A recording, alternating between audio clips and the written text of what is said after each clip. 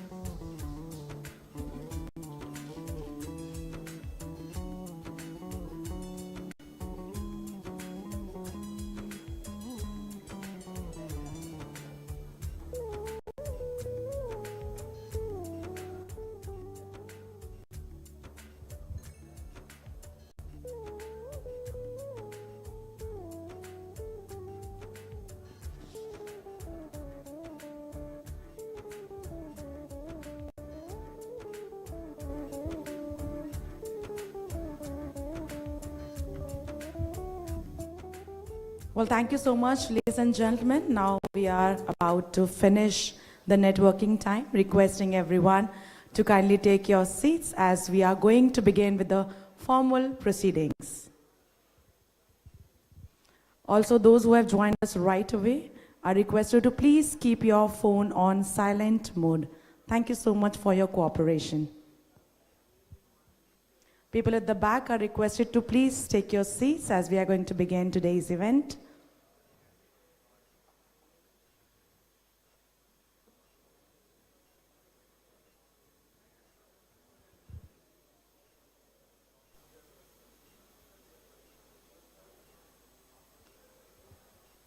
पीछे जितने भी लोग खड़े हैं उनसे मैं निवेदन करूंगी कि प्लीज आप सभी बैठ जाएं.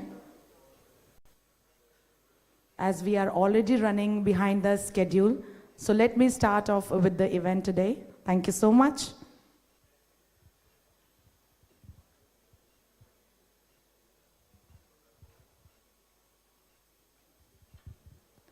Well, once again, a very, very good morning and a very, very warm welcome to each and everyone. Can we greet each other a delightful, a cheerful, an energetic good morning to each and everyone? Come on, 3, 2, 1. It's a very low morning, it's a high morning. Come on, we are going to talk about energy throughout the day. So where is the energy among all the delegates who have joined us from so far? Come on, good morning. Good morning. Good morning. Well, good morning to each and everyone. So we are present at the east coast of southern India, and I am your host for this wonderful day, Akansha Gupta, would like to welcome you all to India's 7th state called as Andhra Pradesh. Can we have a huge round of applause, everyone? Well, thank you so much for joining us here. So home to India's ancient dance form, Kuchipudi, to rich, spicy, flavorful cuisine like Hyderabadi biryani, Pulahara, Gungur Pachadi, to showcasing blend of Dravidian, Kaktiya and Buddhist style architecture. We have it all. And we all are gathered here in the city of victory called as Vijayawada. Yes, you all heard me right. A city full of ancient temples, caves, island and ghats, situated at bank of Krishna River, which is among top 10 fastest growing city. For that, let's have a huge round of applause.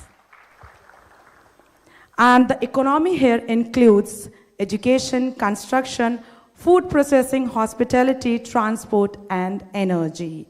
Also, I would like to congratulate to everyone because RCB has finally won after showcasing sheer dedications of 18 years. So let's have a huge round of applause. How many of you are cricket lovers here? Okay. I think 50% जनता जो है वो cricket को पसंद करती. What about the other 50? Don't like cricket?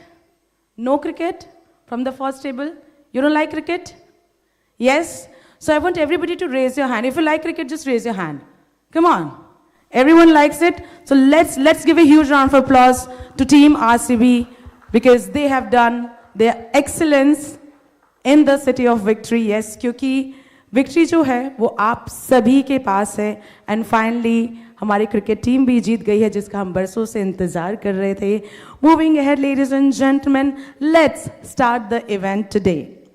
Respected guest of honor, Shri M. Kamalakara Babu, esteemed keynote speaker, Shri K. Srinivas, distinguished guest, Ms. Rosie Barolia, ladies and gentlemen, partners, participants, and visionaries of the clean energy future, a very warm and energetic good morning to you all.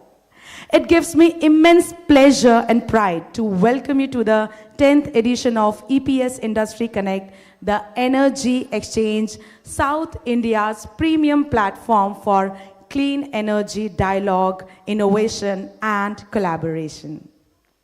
The milestone gathering is not just the beginning of a conference, it's the beginning of powerful and purposeful movement. At a time when energy transitions are reshaping global priorities, we stand together today to drive change from the heart of South India. We are deeply honored by the presence of our guest of honor, Shri M. Kamalakara Babu, Vice Chairman and Managing Director of NRED CAP, whose leadership continues to steer Andhra Pradesh towards a resilient and renewable energy future. We also welcome with gratitude our keynote speaker, Shri K. Srinivas, General Manager at NRED CAP, whose insight today will help set the tone for an industry focused on sustainability, innovation, and inclusive growth. We are especially proud to be joined us by Ms. Rosie Barolia, Chairperson and President of Nai Soch, Nai Shakti Foundation and Women Entrepreneurs Forum of Africa in India, as Rajasthan's first transgender passport holder and an inspiring voice for inclusion. Her presence adds a deeper significance to our vision for a just and equitable energy transition. Today's agenda brings together EPC players, developers, manufacturers, commercial and industrial consumers, financiers, policymakers, and innovators, all working towards a singular mission, accelerating India's clean energy transformation. Let us make all this day a meaningful connections, bold ideas, and collaborative action. On behalf of the organizing team at Industrial Rook, I once again, Akansha, will welcome you to the Energy Exchange. Let the dialogue begin and may the energy of progress light the way forward. Let's once again begin with a huge round of applause. Everyone, let's get the energy flow within this hall. All right, moving on, I would like to extend my gratitude to our exclusive partners. Gold partner, Novotel Green Energy Limited, Select Controls Private Limited, Janitza Electronics GmbH. Associate partner, Solex Power, Ningbo Day Inverter Technology Company Limited, and Tata Power. Energy storage partner, Palm Systems and Services Private Limited.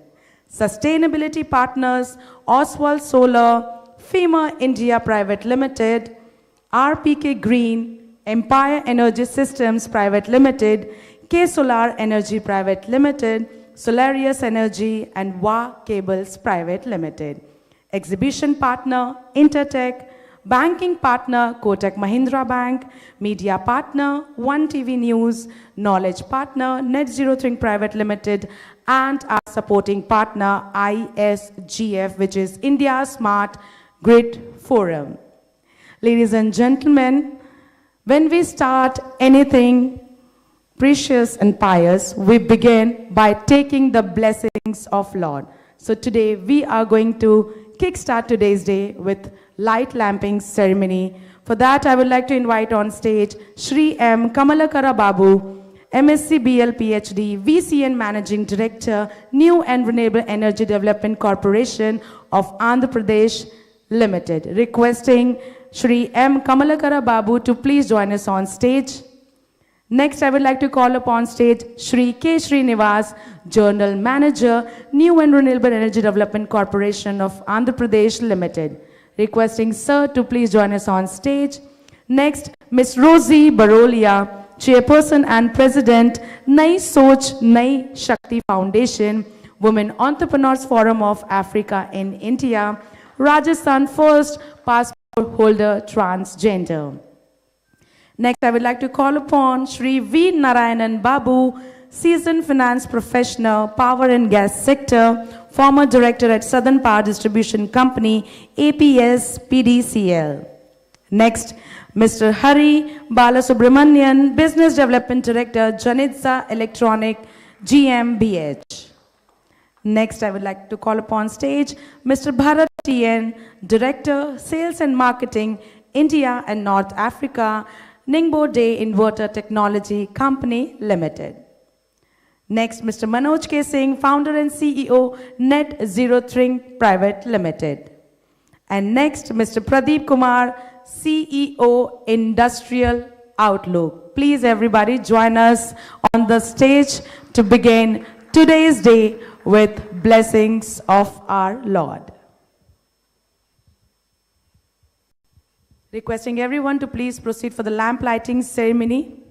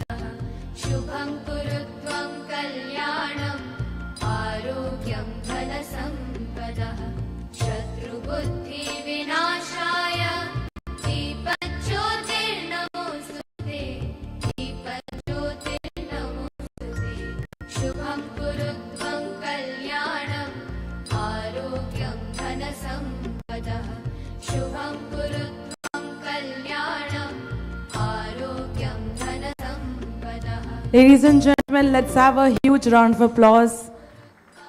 And I would like to open today's ceremony by reciting a shloka. Vakratunda Mahakaya, Surya Koti Samaprabha, Nirvignam Kurmadeva, Sarvakaryeshu Sarvada. With this, we have taken the blessing of Lord, and also I would like to chant a mantra Om Suryaya Namah, because today we all are going to talk about renewable energy and their sources. Thank you so much, gentlemen, for joining us on stage. Well, ladies and gentlemen, now we are going to start with the inaugural address by our esteemed guest of honor. First, I would like to start off with Shri M. Kamalakara Babu, MSc BL PhD, VCN Managing Director, New and Renewable Energy Development Corporation of Andhra Pradesh Limited. And I would like to tell you that due to some official work, he'll be joining us in some time. Moving on to the next keynote speaker of the day, I would like to call upon stage Shri K. Srinivas, General Manager, New and Renewable Energy Development Corporation of Andhra Pradesh Limited, requesting Srinivas sir to please join us in the center. And now I would like to request our CEO, Mr. Pradeep Kumar, Industrial Outlook, to please come up on stage and welcome him with Angavastra and plant.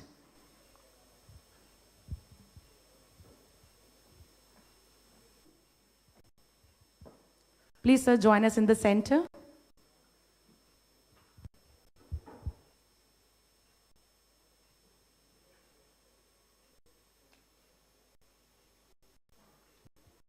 Everyone, let's have a huge round of applause, and we would like to extend our heartiest and warm welcome to Shri K. Srinivas.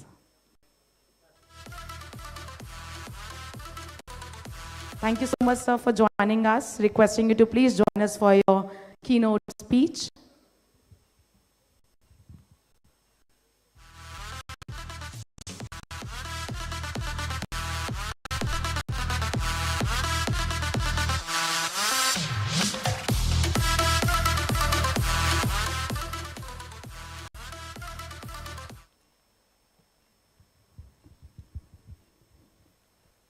Good morning, all of you.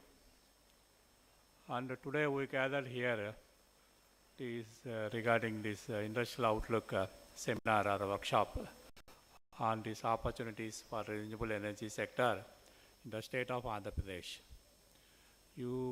Most of these, you may be aware, the government of India, what trust they are giving for promotion of these renewable energy resources in a big way to meet this growing energy demand in a sustainable manner, and it is non-pollutant. And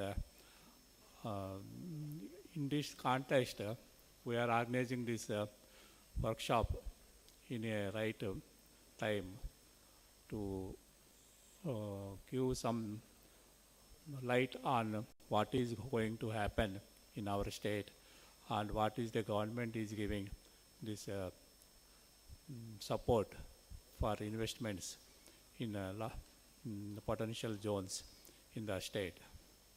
And coming to renewable energy sector, we think this government of India, our Honorable Prime Minister, has given this promise to the Glasgow summit about 2-3 years before. This is called Panchamrit, where he has given saying that promise that 50% of our renewable energy, 50% of our total power installed capacity, it should come from renewable energy sources. That is the target fixed under this Panchamrit, and to achieve this net zero by the year 2070. That is a long-term target. And coming to this, the present status of renewable energy in the country is about 175 gigawatt is the installed capacity as on 30th April 2025. And the total installed power capacity in the country by 30th September 2025 is around 472 gigawatt. That means we have already achieved more than 40% of installed capacity through this renewable and also hydro also. Non-renewable means it includes both renewable and also large hydropower projects. For example, hydropower projects, the installed capacity in the country is around 47 gigawatt. If you combine together 200 plus, it is after 477 means it is more than 40% we have already achieved, and we are very near to achieve this 50% of total installed capacity under this Panchamrit what this government has promised to the this under UNFCCC in the Glasgow summit. That we are going to achieve undoubtedly before 2030. And if you take these projections by 2030, the total installed power capacity in the country based on the present growth rate of around 7 plus annual growth rate, it will be around 777 gigawatt. Out of that, 500 gigawatt will be the non-fossil. Non-fossil fuels, it includes renewables and also hydropower projects. that is more than 60% of our total power installed capacity by 2030 we can achieve through these non-fossil fuels. That is the target set by the government of India. And in line with the government of India objectives and also mission, the state government under the dynamic leadership of our Honorable Chief Minister, you know what happened in the last 5 years. Nothing has been added in the renewable energy sector. Not significant capacity addition is happened during this 2019 to 24. After the new government come under the leadership of our dynamic Chief Minister, the government has taken initiatives for promotion of these renewable energy sources in a big way. And they have come out with a comprehensive policy, which is first of its kind in the country, that all sectors have been covered in that AP Integrated Clean Energy Policy 2024. It was notified on October 30th. And the operational guidelines are also issued subsequently. And this is a comprehensive policy. It covers both renewable energy, all sectors like wind, solar, not only wind, solar, but the energy storage, like pumped storage or battery storage, manufacturing, and biofuels. Everything, it is a one policy for all this renewable energy sector.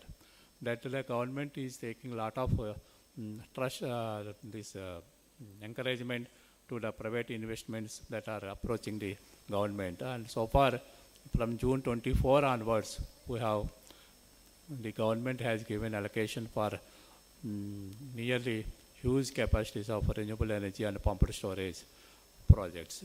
And the total investment that we received so far, these proposals, is more than 4 lakh crores. And also this creates employment for more than 4 lakh persons here once these are grounded.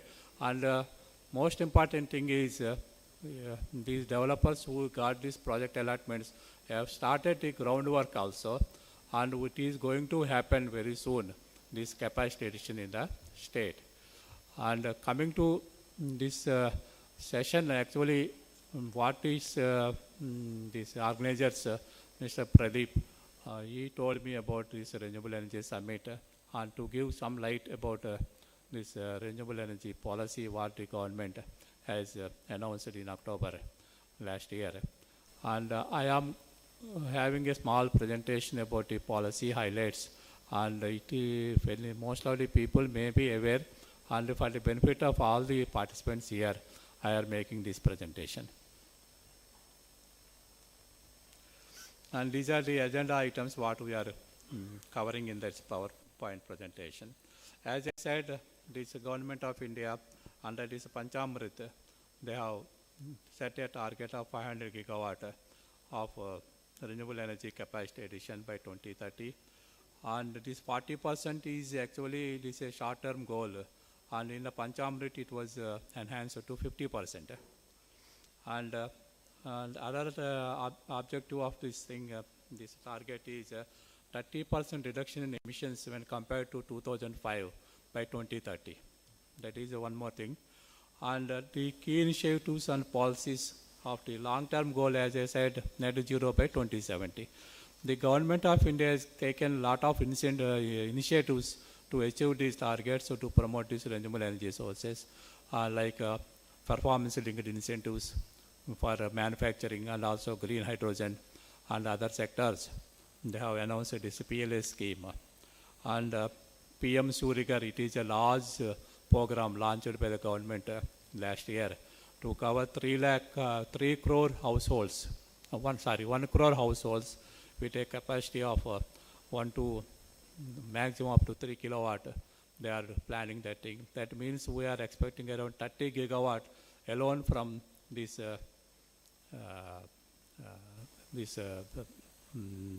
PM Surigar Mukti Yojana scheme. And apart from that, Government of India is also announced this green energy mission to add 5 MMT, a million metric tons per annum of green hydrogen production by 2030. That is a green objective of this National Green Energy Mission. And this renewable power purchase obligations, it is made mandatory by Ministry of Power And also recently in the sense in 2023, this Bureau of Energy Efficiency, they have also notified this this renewable energy consumption obligation also. That is the initiatives taken by Government of India to promote renewable energy resources. And as I said, now AP is becoming a green energy hub for attracting the investments and also a lot of scope for capacity addition in the sector. And this is about Andhra Pradesh. We are the 8th largest state in the country with area spread across 1,62,968 square kilometers. We have a long coastline. After Gujarat, we are the highest, second largest coastline. And this GSDP is 191.7 billion US dollars. And these Telugu-speaking people, Telugu origin people, this diaspora is 1.2 million, and is the second largest in the country, who are spread over across the globe right from US to Japan. And the double-digit growth rate of 2025 is 12.5%. And it is a gateway for the east, for the coastline. It is very convenient for the export of green hydrogen and other products to the eastern countries and also to European countries. And we have 6 existing ports, and government is developing another 7 ports which are under development. And 67% of our population is in a working category, and 25% of IT workforce in India and Indians in US are Telugu community people only. And we have 7 existing airports, 3 under development, and 1 greenfield aerotropolis is under development.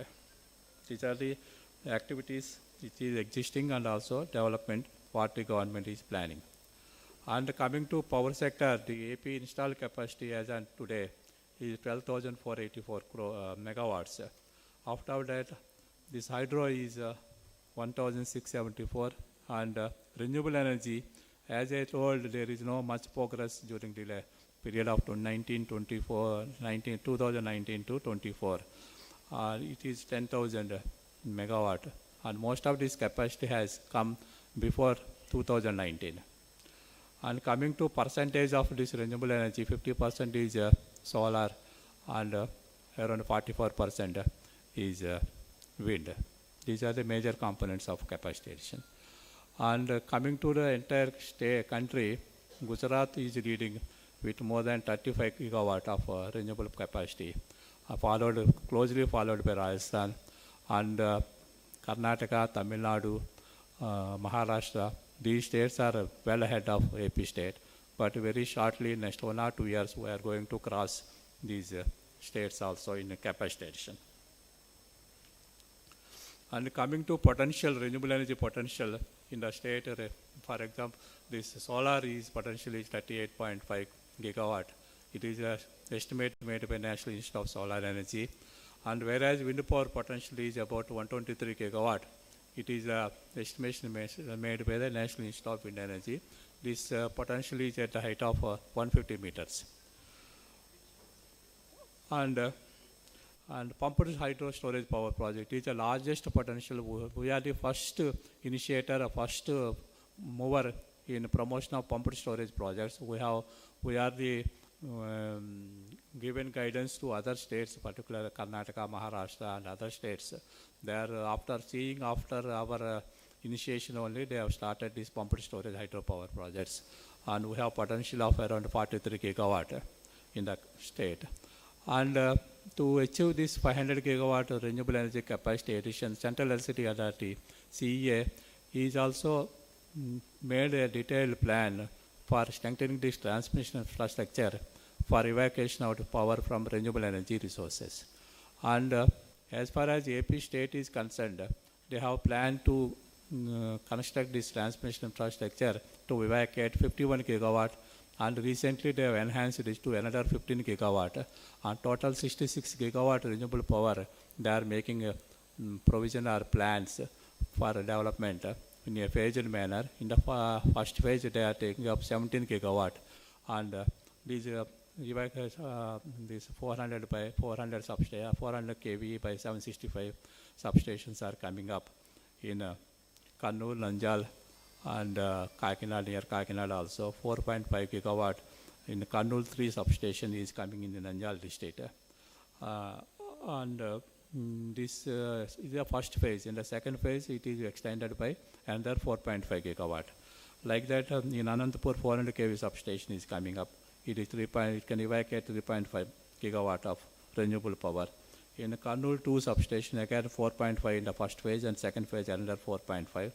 And in the Kakinada region also, they are constructing a 765 substation. This substation is meant for the transmission of the power to the renewable, this green hydrogen facilities that are coming up in the coastline near to the Kakinada. This is the purpose of this thing. The other substations are for evacuation of renewable power.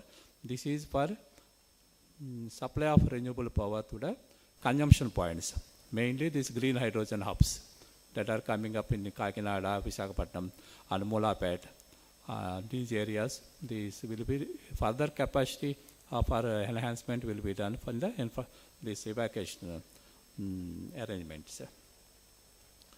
And these are some of the advantages. As I said, we have geographical advantages are there for promotion of pumped storage projects, and also huge extents of lands which are mostly barren or not in cultivation for most of in the most part of the year. These are available in the potential zones in Anantapur, Kadapa, Kurnool. It will attract these investors to come forward to make investment in wind and solar power projects in those areas. And these are the targets set under this AP Integrated Clean Energy Policy. We have solar target, solar power target, which includes decentralized solar power generation also.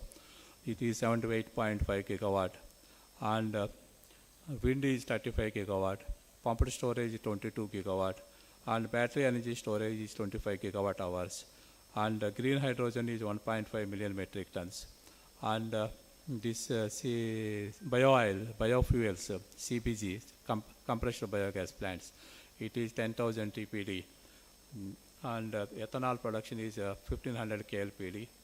And apart from that, we have this proposal, these incentives are announced for manufacturing facilities also. It is targeted to add 20 gigawatt solar PV manufacturing facilities, 5 gigawatt hour battery storage, 3 gigawatt electrolyzer capacity, and this electrical, this EV charging infrastructure also 500 public charging stations is also targeted under this policy. And it will, policy aims at attracting investments of 10 lakh crore rupees investment and employment to 7.5 lakh persons by implementation of these projects. And as I said, we have the lot of advantage for the promotion of green hydrogen, particularly in the coastal region.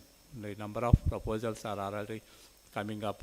We have already cleared one proposal for setting up of 1 MMTP, 1 million metric tons per annum capacity of green ammonia production based on green hydrogen at Kakinada for AM Green Energy Limited. It is a company floated by Greenco promoters. And there also 2 gigawatt capacity electrolyzer manufacturing facility is also coming up in Kakinada. And apart from that, 1.5 MMTPA green hydrogen production facility along with green hydrogen hub is coming up at Pudimadaka. It is in Anakapalli district near to Visakhapatnam.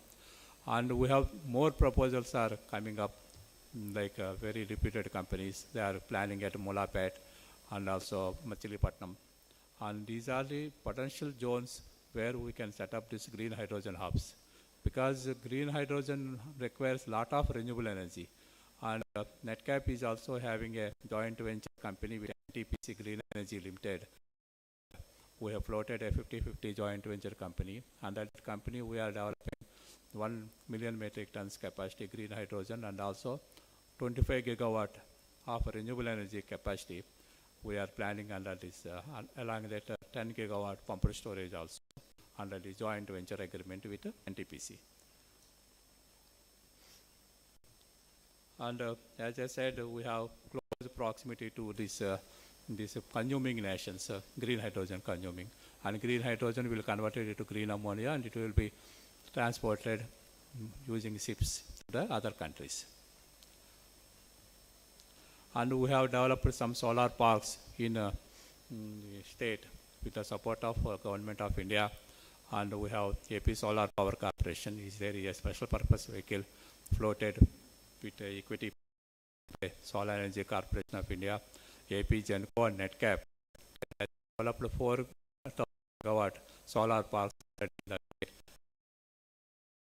develop solar parks in CS in Prakash District, and Rudra Samudra is also in Prakash District, and Madakasira is in Anantapur, Satyasai District. And as I said, these incentives considered under for manufacturing of RE, particularly solar PV, and we have identified around 1,800 acres of land for development of this renewable energy manufacturing zone in the Bapatla district. And pumped storage projects is very important in the present context, and Government of India is also giving lot of importance for the promotion of these pumped storage projects. And pumped storage projects is act as a battery storage, act as a battery for storing the energy during the non-peak times. Whenever the power is available abundantly in the grid, renewable in the, for example, solar we are getting in the daytime, that energy will be used to pump the water to the upper reservoir. And whenever this peak time is there, we will use the same water and the same turbine, reversible turbines will be there for generation of the power to meet the peak demand. That is the purpose of these pumped storage projects. And the Government of India is giving also a lot of importance for these projects, and we are leading in this sector. And one project is already about to come for commercial operation, that is integrated clean energy, integrated renewable energy storage project, IRESP. It is set up by Greenco. This capacity of pumped storage is 1680 megawatt. It is a trial run. It is be commissioned commercially very shortly. And we have, along with that thing, we have 2,800 megawatt solar and 250 megawatt wind capacity will also be there to meet the pumping requirement of this pumped storage project. Total capacity is 4,730 megawatt. And we are also very giving priority for promotion of this waste to energy projects to eradicate this problem of accumulation of garbage in the large corporations, municipal corporations. We have already set up 15 megawatt each this waste to energy project, garbage based, at Visakhapatnam and Guntur. And apart from that, after this, the government has come into power. Honorable Minister Narayan Garu has taken a lot of interest for promotion of such projects in other clusters also. We already finalized the tender for Nellore cluster. There we are coming up with 12 megawatt waste to energy project. And one more tender is about to be finalized shortly for Rajahmundry cluster, Rajahmundry and Kakinada one cluster. And we already called tenders for other 2 clusters. One is Kadapa and Kurnool. Total 51 megawatt we have proposing now. And these are about the policy. It is 5 years is the validity of the policy, and is applicable, as I said, for all categories of renewable energy, including manufacturing. And these are some of the highlights. These are available in our website also, policy document. And the major incentives that are considered under the policy is one is land. Wherever the land is available, revenue land, in the potential these RE zones, these will be considered for allocation on lease basis to the intending developers for 30 years. And in case of PSP and mini hydel, it will be for 33 years. And the lease rental will be 31,000 per year. and it will be escalated every 2 years by 5%. Even for private lands also, we are taking the responsibility of aggregating those lands to the developer, and there's also the lease rentals will be 31,000. Out of that, 30,000 will go to the landowner. And because as I told, this is a non-cultivable or cultivation is very less. In those lands, the farmers are getting good remuneration, good amount for while they give these their lands on lease basis. That is the benefit of this policy. And we have this policy for promotion of under this PM Surikar, this distributed solar generation also, rooftop solar. And the government has taken initiative, state government, first of its kind in the country, and other states after our proposal, they have also followed us. It is called utility-led aggregation scheme, ULA scheme.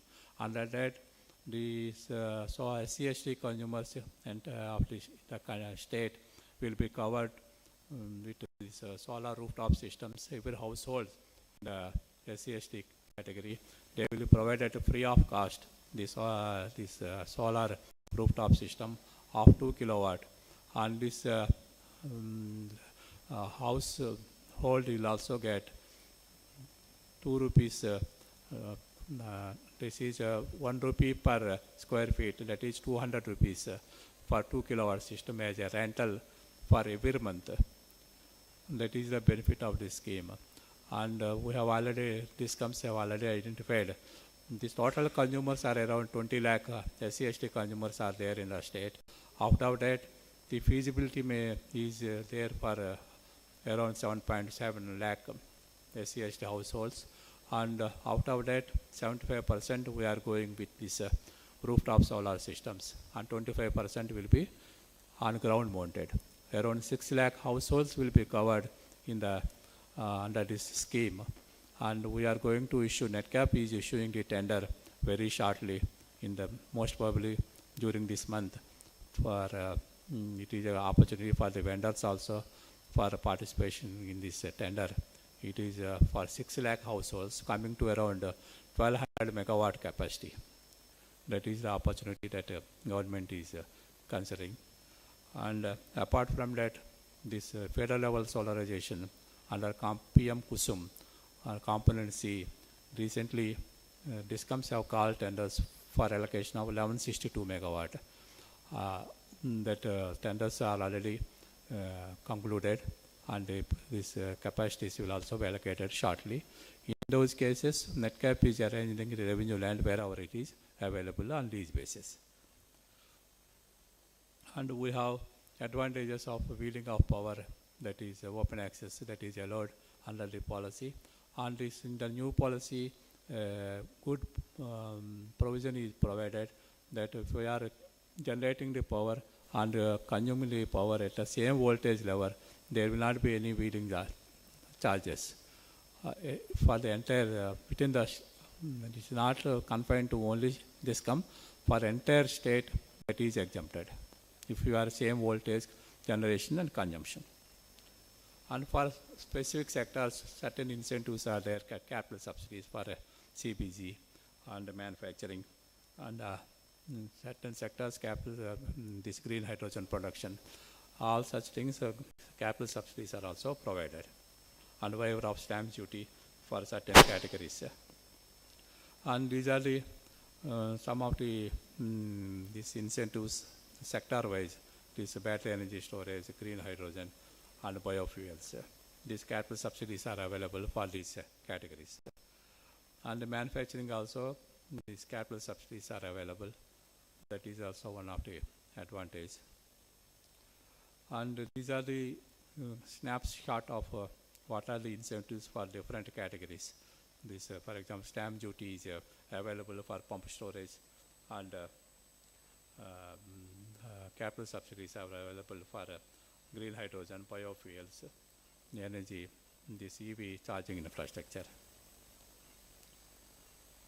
And this is some of other incentives for the other sectors. This is our role as a NetCap is a nodal agency under the policy, and we are the land aggregator, and we will facilitate in allocation of the revenue lands and also aggregation of the private lands. And single window facilitation will also be extended. In that, for that purpose, we are developing an online portal for a seamless process of proposals and also dispersal of the subsidy. Entire subsidies will be dispersed by through NetCap only. And capacity allocations, availing central government incentives if anything is available, that we will recommend to the government of India for availing such subsidies. And these are some of the projects that are allotted compared to 2019-24, solar capacity 13 gigawatt, whereas in the last 6 or 10 months, we have allotted 11.7 gigawatt after this new government has come. And these are about what are the capacities so far allocated for different categories. And these are the major MOUs. As I said, one MOU was signed with NTPC Green Energy Limited, and Honorable Prime Minister in February first week he has laid foundation stone also for this green hydrogen hub at Pudumadaka. That is one thing. And Tata Renewable Energy, they have also signed for development of 7 gigawatt renewable energy capacity. And Reliance, they have signed an MOU for that project allocation also given 500 CBG biogas plants with an investment of 65,000 crores. This work has already been started. Foundation stone was laid, and in Prakasam district recently by the Honorable Minister for HR and IT, Lokesh Karu. And apart from that, Renew also is developing around 22. They are investing around 22,000 crores, and that also foundation stone is laid by the Honorable Minister for HR and IT, Sri Lokesh Karu, last month. And we have joint venture company with NHPC, between NHPC and AP Genco for development of pumped storage and solar power projects. And coming to this is just most of the people you may aware, this is what are the opportunities, renewable energy certificate mechanism. Renewable power purchase application is given by the government of India, Ministry of Power. Earlier there is obligation for solar. From 2023-24 onwards, they have removed the solar specific RPO and brought this wind power specific RPO. That is made it mandatory. What I said is wind power, every utilities or open access consumers, they should procure this wind power out of their total consumption, certain percentage. That too, the generation coming from new projects after 23-24. The earlier projects, they will not count for wind power application. And this is APR of this year is 22% only, but we have already crossed more than 24% in our state RPO application. Whereas Ministry of Power, if you take this 25-26 put together, it is around 33% is the total RPO obligation, and is mandated for all distribution licenses, open access consumers, captive power plants of capacity more than 1 megawatt. As I said, this wind power renewable energy obligation is there specifically. For example, for 25-26 is 1.45% of their total consumption. And this is a renewable energy certificate mechanism, and National Load Dispatch Center is the nodal agency for that. For our state load dispatch center is there. They are the nodal agency for the state. And the REC certificates, once given, it is for 3 years, the validity will be there. And these are tradable in the exchanges, power exchanges, and this latest rate also we have given 345.45 for REC, that is around only 34 paisa per unit. And these are the day-ahead markets and the green energy day-ahead markets. Some data we have given, and this real-time data also. This is first one. And the time is already lapsed. They have already cautioned me. And we are here at Tadepalli, our head office. And most of the whatever developments that are there, we are already notifying in our website. It is nredcap.in. If any clarifications or any further support is required, you are all welcome to visit our office also or see our website. And you also join with the government of Andhra Pradesh for promotion of renewable energy and energy storage.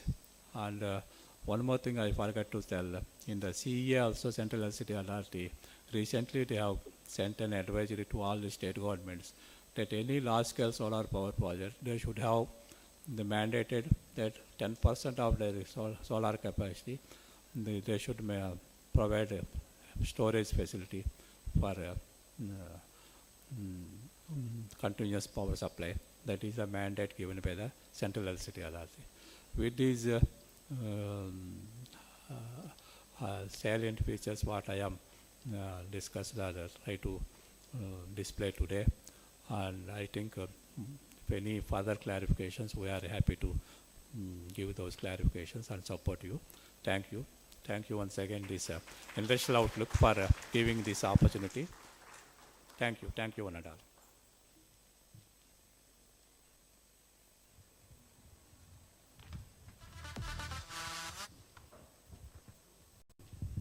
Well, thank you so much, sir, for joining us. Well, ladies and gentlemen, put your hands together once again for Shri K. Srinivas. Now requesting Mr. Sunil Srisat, the GM Industrial Outlook, to please join us on stage. Srinivas, sir. Srinivas, sir, please join us on stage. Requesting Mr. Sunil Srisat, the GM Industrial Outlook, to join us on stage and present memento to our esteemed keynote speaker, Shri K. Srinivas.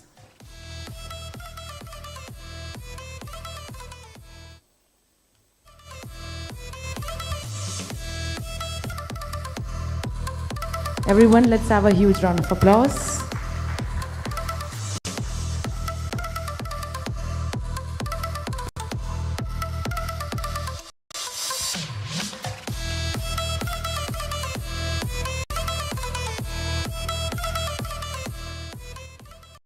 All right, thank you so much, sir.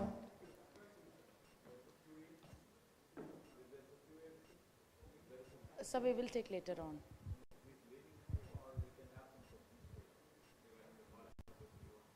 Sure, sir. Srinivas, sir, there is one question from our delegate. So let me come to you. We are going to use the mic.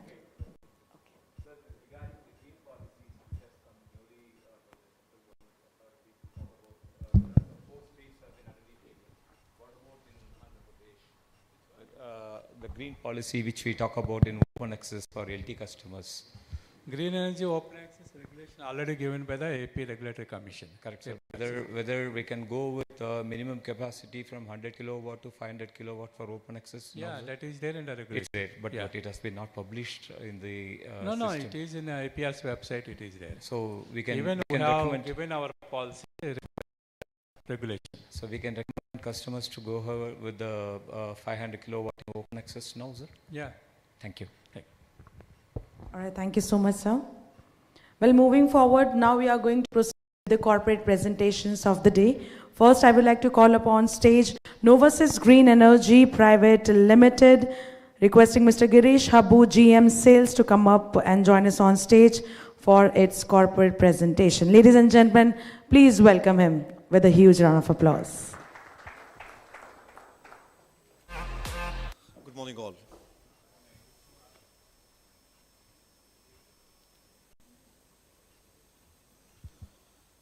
So it's a honor for me to be on this dais today, and thanks to EPS Industrial Outlook for giving an opportunity for Novotel to be on this dais today. So myself, Girish Habu, working as a general manager, sales for southern part of India, and we are into manufacturing of the solar PV modules, and we are based out of Nagpur, Maharashtra. And so just I would like to brief about Novotel. Like we started our journey in solar in 2016. So earlier we started as a small EPC company, and understanding the need of the market and right quality solar PV modules, So we ventured into manufacturing of the PV modules at Nagpur. So we started with a state-of-art facility of around 100 megawatt in initial days.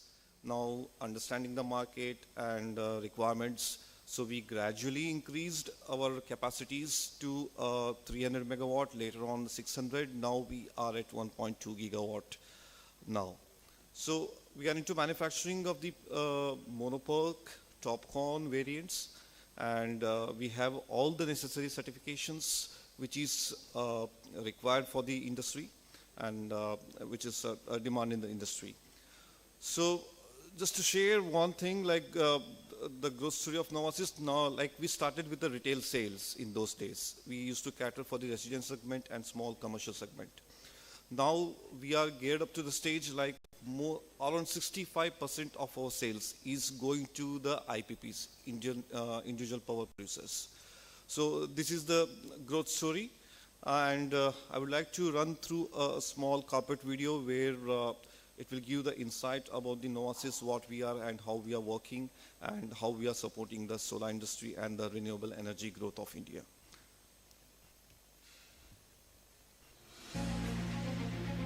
In the heart of India lies a beacon of innovation and sustainability. Welcome to Novotel, the pioneering force in solar. Established the most advanced 600 megawatt solar photovoltaic modules manufacturing unit. Sprawled over a vast 220,000 square feet area in Nagpur, the heart of India. Novotel was incepted in the year 2016 by the visionaries Mr. Sushil Bansal and Mr. Ramesh Bansal.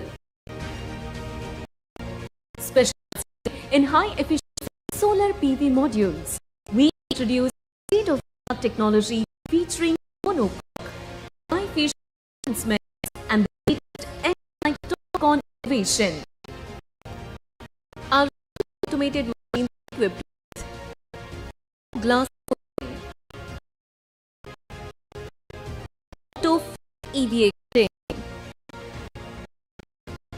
auto pressing, auto taping, auto EVA cutting, auto cutting, auto lamination, line trimming, auto frame, auto junction box seal and filling, auto coating, auto curing, filling, line with auto flipper, line testing like flat test, high pot test, final EL, inline C with flipper, with and binning abilities and precision, eliminating any potential human error. These cutting machines are posed to the world's best producers. Our commitment goes beyond business. We are here to shape the future of clean energy. Our modules, crafted from superior raw materials, ensure unmatched performance. Each step of our meticulous process goes stringent testing, ensuring modules that define industry standards, ensuring maximum return on investment for our investors and end users. All our processes are controlled and standardized. Backed by a team of more than 300 skilled individuals, we boast a robust production capacity of 600 megawatts per annum.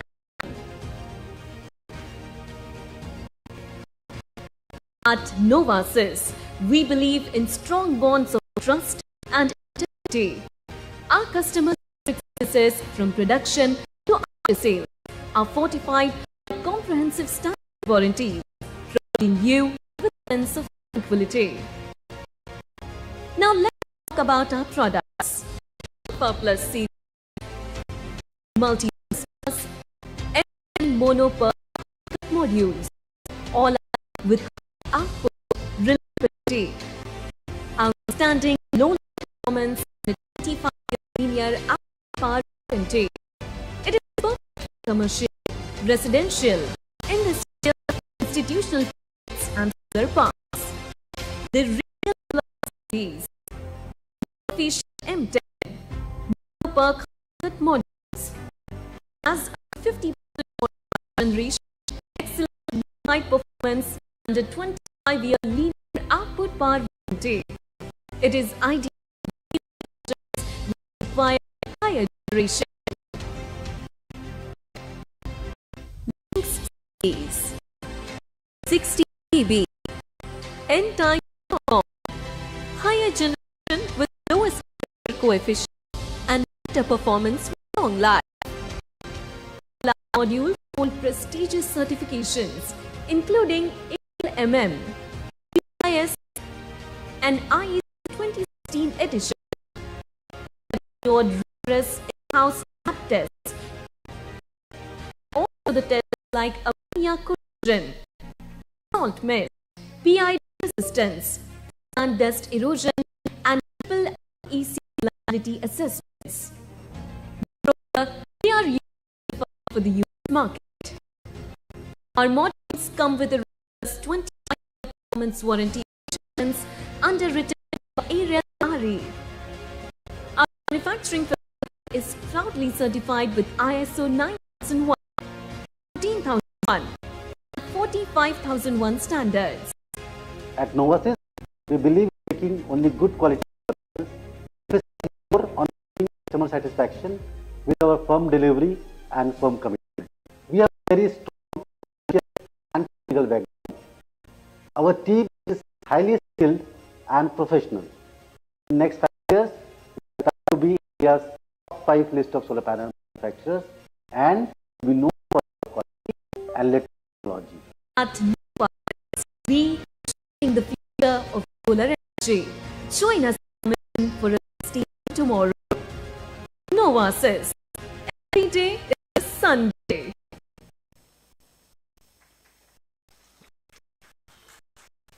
For watching. So I would like to share the developments which is happening at Process Green. Now we are a public limited company. It's a Green and Limited, and we are soon to an IPO. And also, like highlight here, like we are coming with a new 2 gigawatt capacity exclusively for chopper manufacturing. So it's in Nagpur, and we be manufacturing up to 650 of on range of PV modules there. And more development like see Novotel, like we have a high customer retention rate.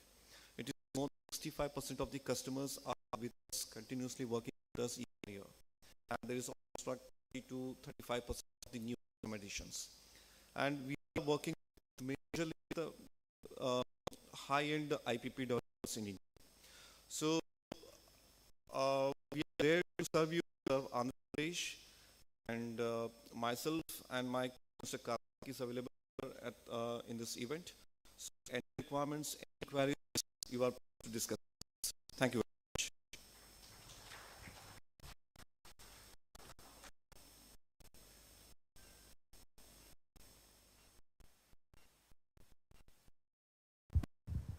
Thank you, sir. Going ahead with the next corporate presentation today, I would like to call Janitza Electronics GmbH requesting Mr. Hari Balasubramanian, Business Development Director, to please join us on the stage for your next corporate presentation. Very warm welcome, sir. Let's have a huge round of applause, ladies and gentlemen.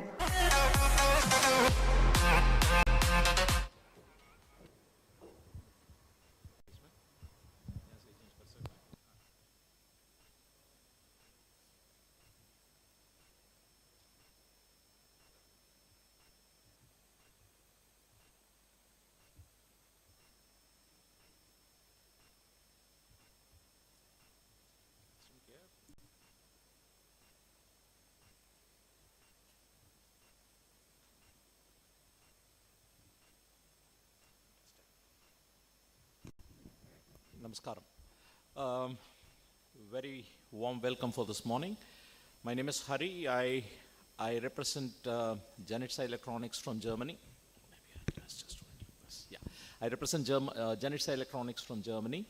I thought of giving a corporate presentation, but I thought let me reduce the corporate presentation and add more value by talking about some other important topics which is necessary in India today. So that's what is the topic. That's the topic what we have chosen as voltage quality monitoring. Yeah. Just about the company in one short sweet slide. We are Janitsa Electronics is a German manufacturer of power monitoring solutions, and we do only monitor power and energy and power quality. We have roughly around 500 plus employees with more than 60 years of experience only in the measurement and monitoring of power quality, residual current monitoring, and energy. We have a complete production facility in Germany, and we are supplying to more than 85 countries world over. And in India, we have our office operating from Chennai and covering, and presently I am covering Middle East and India as both the regions together. Just about give you a small introduction on power quality. What is power quality? If you look at it, power quality is so many things we say: harmonics, voltage fluctuations, dip, unbalance, power frequency, induced low frequencies. It all comes under two categories called conducted and radiated low frequency phenomenon. This all we all know about it. We have all studied on this about this particular topics. But coming back to what is more important is there are quite a lot of standards which emphasizes on these points. So like 61000-4-30, EN 5160 or IS 17036, which is equivalent of that in Indian standards. And also 61000-2-4 and 519. Whether we generate power or we consume power, then we need to be following these standards ultimately somewhere. These are all the processes what we follow, if at all if we follow these processes. I'm just taking about 2-3 standards and I'll talk about and connect you to how the voltage is more important and voltage quality is more important in these aspects. If you look at EN 5160 or IS 17036, we have frequency, magnitude, waveform, and symmetry. All are related to voltage. Then if you look at 61000-2-4, which the standard is put for the equipments which is inside your consumer premises, then again you have voltage deviation, voltage dips, short interruptions of voltage, voltage unbalance, and power frequency variations and transient over voltages. So we have highlighted all these voltage parameters which is mentioned in the standard. So I'm just trying to emphasize how voltage quality is important in our day-to-day operations of the plant, including your solar systems and even wind energy as such. So every events of voltage has a deep impact on their assets, and that's what I have tabulated it. I would like to share, if you want the presentation, I can always share it with you.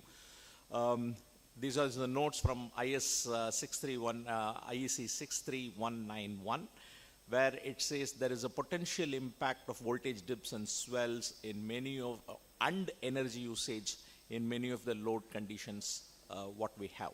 So maintaining the voltage, not only with respect to servo stabilizer, having a servo stabilizer doesn't solve the problem as well, but at the same time you have a complete control only when you know that such voltage issues happen in your system. So it's very important that we need to know what kind of voltage issues we have in the network where we are connected. If you look at the impacts on the usage of individual loads, yes, voltage forms a major parameter which affects the whole system. Many times the VFDs in the plants would have tripped off. We do not know why it tripped off, because the electrician would have come and switched it on, it starts working fine. So these kind of things can be potentially a voltage issue which is creating this issue. Then we talk about the voltage sags and swells.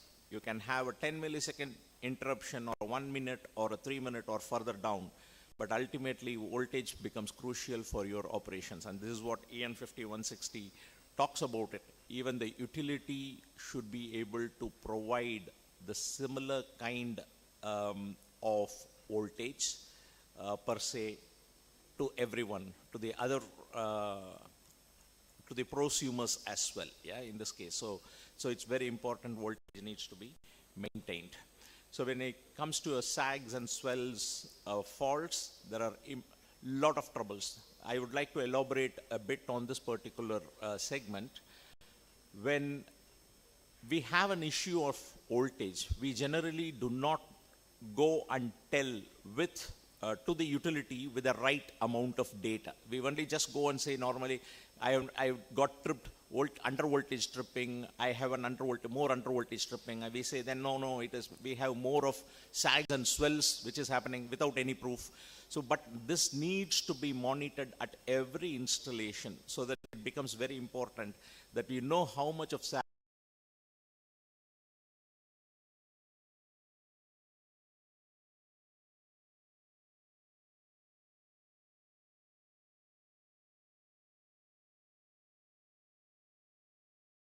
So this is very important to understand this aspect. So again, for transients over voltages as well, the same thing. I'm just trying to show you some scenarios here. We have just found out a voltage profile from a small place or an institution where you see within a span of around 1 month, we have so many voltage drops which has happened, the red, green color line, which is all very short time, 200 milliseconds, 600 milliseconds, drop which has created, and how much of effect it would have caused to the loads within the system is what we need to be properly analyzing. Or if you look at it from this perspective of how many times we are able to, how much of time in a given period we are able to maintain a more or less a steady state voltage. These are all some of the stuff along with the voltage harmonics as well, voltage harmonics. And very importantly, frequency. We know most of the times the state regional utilities take care of the frequencies and then they do it. It is also necessary for the solar power manufacturing unit also to be monitoring closely these points what we have. We are in the process of giving an importance to the voltage, wherein in our process voltage monitoring becomes predominant and very effective, and then to take up the further challenges which arises out of such issues. So do you all agree with me in voltage monitoring is much better way of looking at things? I am there for corporate presentation to talk about my company behind, but I just wanted to get this message across by saying that voltage monitoring is very important, and if you need more information, I'm always there to help you out over here today, if not later on in person as well. One of the product what we have here is called as UMG 800. It's a very simple voltage monitoring device. It's a size of around 2-pole MCB size, where you can monitor a voltage at 1024 samples per cycle, and you could have a 200 millisecond data stored in the day in the memory of these devices. It has roughly around 4 GB of memory, and then downloaded it, and then you could very easily see all your sag, swells, transients for voltage in this particular device. So with all these information, I can give you more information behind. So thank you very much for listening, and I hope you all got some insights into what we do, plus at the same time how voltage monitoring can help all your people on your day-to-day tasks. Thank you very much. Thank you so much, sir, for joining us on stage. Well, ladies and gentlemen, our second keynote speaker have just joined us here. I would like to welcome a trailblazing personality who is not only making headlines but changing mindsets across the nation. Ladies and gentlemen, put your hands together for Rosie Barolia, a name that represents courage, transformation, and leadership in today's India. She is Rajasthan's first transgender to receive a passport under the transgender category, a symbol of breaking barriers and embracing identity with pride.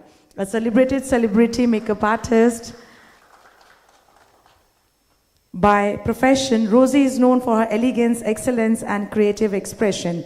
She is the brand ambassador of Kriti Productions, a pioneering film and training production house known for making patriotic and social impact films and also for renewable energy training and awareness. She is the president of Nai Soch Nai Shakti Foundation, a powerful platform for women empowerment, social inclusion, and community upliftment. She also leads the Women Entrepreneur Forum of Africa in India, building global bridges for inclusive business leadership. Rosie is not just a social figure, but a growing force in the renewable energy sector, now advocating for green energy, sustainability, and women-led re-business initiative. Today, she travels to us after being honored in flight by Indigo Airlines, where her story was introduced on board and she was treated like a true national icon. Her presence at EPS Industry Connect 2025 is a reminder that true energy lies not just in the grid, but in the hearts of those who led with passion, purpose, and pride. Ladies and gentlemen, please welcome once again our VIP guest, Rosie Barolia. Very warm welcome, ma'am, and we would like to request you to please address our gathering today.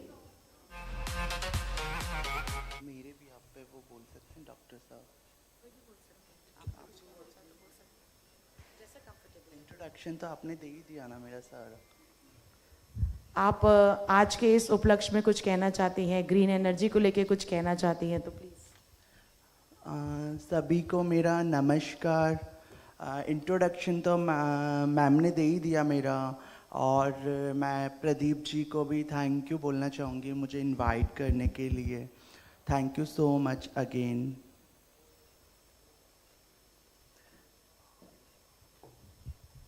और thank you so much ma'am. मैं चाहूँगी आप please centre में हमें join करें, और मैं request करना चाहूँगी Manoj Kumar Singh, founder and CEO net zero think private limited से, कि प्लीज़ वो स्टेज पे आएँ और मैम को अंगवस्त्र और एक प्लांट के साथ सम्मानित करें.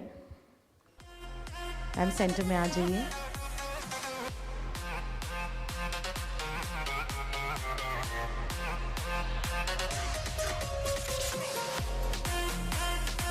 Ladies and gentlemen, please let's have a huge round of applause and let's welcome Rosie Barolia.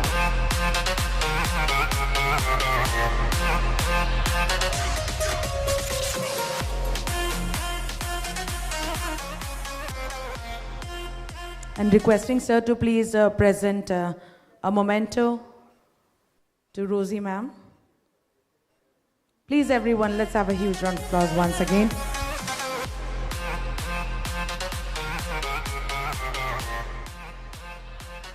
Thank you so much, ma'am, for joining in. Well, ladies and gentlemen, moving ahead, now it's time for the session. So let's move towards the first session of the day, which is on scaling solar energy in Andhra Pradesh from rooftop to utility, under which we are covering state progress on solar capacity versus targets under national RE missions, expansion of rooftop solar in residential, institutional, and CAI sectors, utility-scale solar parks, lessons from Kadapa, Anandpur, and Kurnool zones, floating solar on reservoirs, canals, and APGENCO assets, impact of solar policies and recent amendments in net metering and open access. Now I would like to invite our speakers for this topic to be discussed on stage. First, put your hands together for Baswaraj Murgur, Key Account Manager. We welcome you, sir, on stage. Next, Burra Pani Chandra, Founder and CEO, Ishan Energy RC. We welcome you, please join on stage. Next, Dr. Kanan Balaraman, Technical Advisor, Green Energy, Indosol Solar Private Limited. Welcome, sir. Next, Jeet Matthew, Regional Head South, K Solar Energy Private Limited. Requesting all the esteemed speakers to please join us on stage, followed by the moderator of this session, Mr. Manoj K. Singh, founder and CEO, Net Zero Think Private Limited. Sir, please join us on stage. Everyone put your hands together for our esteemed speaker and our moderator for the first session of the day. Over to Mr. Manoj. Yeah, thank you.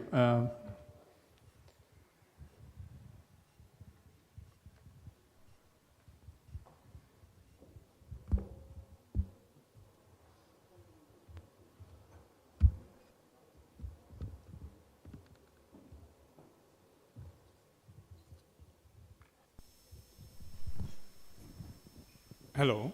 Yeah. So,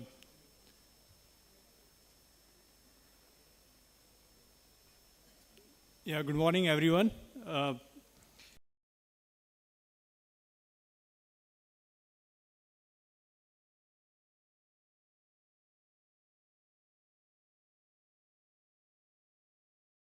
So today we are gathering here to have this EPC Business Connect. Just I'll set the context. So it's honor to address this pivotal session on scaling solar energy in Andhra Pradesh from rooftop to utility. As we gather today, Andhra Pradesh stand at the forefront of India's renewable energy revolution, driving transformative growth in solar capacity while aligning the national mission like the 500 gigawatt non-fossil fuel target 2030. Let me outline the state's remarkable journey and the road ahead across key dimensions. The first area is like state progress on solar capacity versus national target. Andhra Pradesh has emerged as a leader among Indian states with approx 10 gigawatt of installed renewable energy capacity, including 5 gigawatt of solar power. Under the PM Surya Grah Muft Bijli Yojana, the state aims for 3 lakh rooftop solar connection by June 2025 and 20 lakhs unit by year end. Prioritizing SC, ST and household with free 2 kilowatt system and subsidies for backward class families. This complements India's record 24 gigawatt solar capacity addition, which happened in financial year 2024-25, and reaching around 107 gigawatt national, solar capacity with the contribution of Andhra Pradesh, and to utilize this utility scale and rooftop solar segment. The second area is rooftop solar expansion, where residential, institutional and CII sector plays a very important role. The residential sector is witnessing unprecedented momentum with 2 lakh applications already under the Surya Grah scheme. Institutional solarization is equally ambitious, targeting around 150 megawatt across 2,186 government offices by 2026, projected to save around 3.79 million annually. However, challenges persist as we saw around some installation decline in the rooftop capacity due to the system removal and underscoring the need of robust maintenance framework. The another area is utility scale solar parks. As we have seen lesson from Kadpa and Anandpur and Kurnool, Andhra's ultra mega solar parks like 1.4 gigawatt and 1 gigawatt Kurnool project exemplify scale and efficiency. Yet only 27% of India's sanctioned 37.9 gigawatt solar park capacity is operational, highlighting bottlenecks in land acquisition and transmission, which is persisting in most of the states. And the state upcoming 2.7 gigawatt project in Prakasham and Sri Satya Sai district must prioritize integrated infrastructure to avoid these delays. Another aspect is floating solar. This is an area which needs to be tapped, and Andhra Pradesh is already leveraging these water bodies with the project like 25 megawatt Seemadri floating plant, which prevents approximately 46,000 tons of CO2 annually. AP Genco NHP joint venture for pump hydro storage is another area, which further complements the floating solar role in grid stability. The most important area is like policy enablers. Already past speaker have, NRD cap, he has already shared lots of insights onto that. So now I'll just stop here and we'll start panel discussion. So we'll go one by one to each panel member. Just you introduce yourself and share a brief about your company. Yeah, please.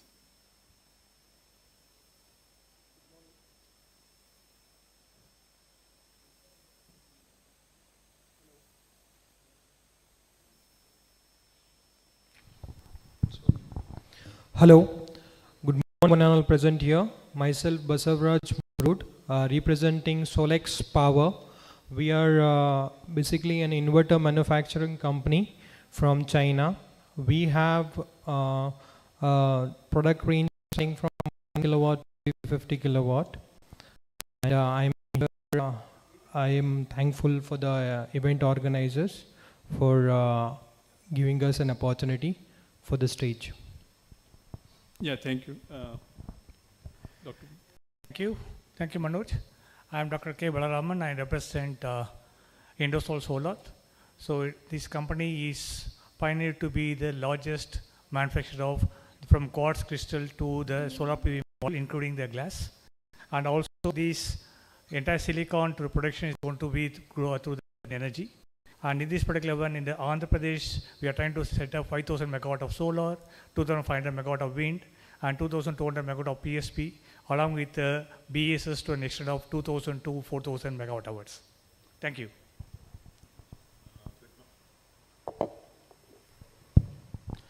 Good morning, all. Myself, Ajit Matthew. I am the regional head for K Solar Energy Private Limited. And thank you for this platform to introduce myself and my company. And I'm grateful for this panel discussion also. Looking forward, let me introduce my company.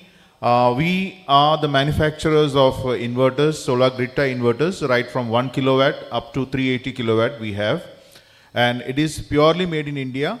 And also, we proudly state that, okay, my company is the first company in India to, in Asia, to come with an inverter comes with 25 years of warranty. I'll be talking more about my products later in the afternoon session, where I have a presentation of myself for my company in the company presentation. About this panel discussion, I am looking forward for a good, healthy discussion regarding the policies. Thank you. Good morning to you all. Myself, Fani Chandra. I represent Ishan Energy, and I am also the Vice Chairman for Andhra Pradesh Chamber of Commerce and Industry Federation. And very recently, 6 months before, I am nominated as a State Advisory Committee member for Andhra Pradesh Electricity Regulatory Commission, which basically takes care of the regulatory compliance for the state of Andhra in power generation, production, and distribution. And we look forward for the valuable discussion, and I appreciate Industrial Outlook and the entire team which is conducting the event here in Vijayawada. Thank you. Yeah, thank you everyone for your kind introduction. So we'll start with Dr. Balaraman. So we are talking about lots of solar manufacturing, but how do you see the role of net zero manufacturing, and what value it could add to, manufacturing segment, net zero, green manufacturing? A good thing, Manoj, because if you try to see very clearly, we are talking clean energy transition, but the clean energy transition has to start from manufacturing. itself.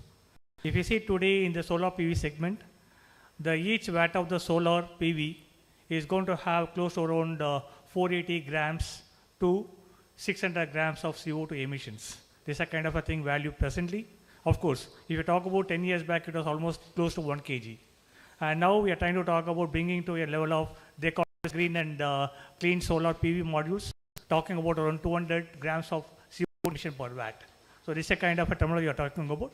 And in this domain, Industry Solar trying to aim as the first in the world to come out with the green silicon as a green solar PV module. So where you are talking about scope 2 emission, which is typically, if you talk about in India, we are talking about close to around 800 grams of CO2 per kilowatt hour. And whereas we are trying to bring down this particular one to less than 100 grams of CO2 per kilowatt hour. This is a kind of aim. And based on that, we are trying to aim for production of the solar PV module capacity of less than 200 the CO2 per watt peak. So this is a kind of segment. This is the same segment. It's also talking about the green steel and the green aluminum. These are the kind of a synergy going on. So rather than focusing only on the green energy transition, it's a time to start looking into the green manufacturing or the net zero manufacturing. Yeah, my next question is to Mr. Ajit. So you are from inverter manufacturing background. Yeah, so correct. What all actions are being taken by inverter manufacturing to reduce carbon footprint of inverters? What is being... So when we talk about inverter manufacturing segment, we have many components which comes to India from abroad. And here in the industry, you can see that there are many changes which are happening. So right from the component levels, we can see that means we are reducing the components and the reliability on the components. And there we are using the AI, AR integration. As I said rightly, there's my 7G series. I'll be talking more about it. 7G series, it's a new unique product which we have brought about, wherein the component reliability is less, and mostly AI and AR has been integrated into that. So ultimately the dependence of the carbon emission is also less in that. And apart from that, the heat conversion, the heat pipe technology, and wherein the less heat generation and higher quality IGBTs, if you are using it. So ultimately what happens is that the heat generation is also less. So ultimately it, where we can come short with the carbon emission policies, okay? These are some things, and in higher kilowatts, and means this 7G series, we are trying to come up with up to 60 kilowatt. So rightly at present, the single phase from 1 kilowatt to 6 kilowatt, it is available. And apart from that, the 3-phase is also going to get integrated into, and up to 60 kilowatt we are planning by this year end, okay? So these are some things which we are incorporating in our products.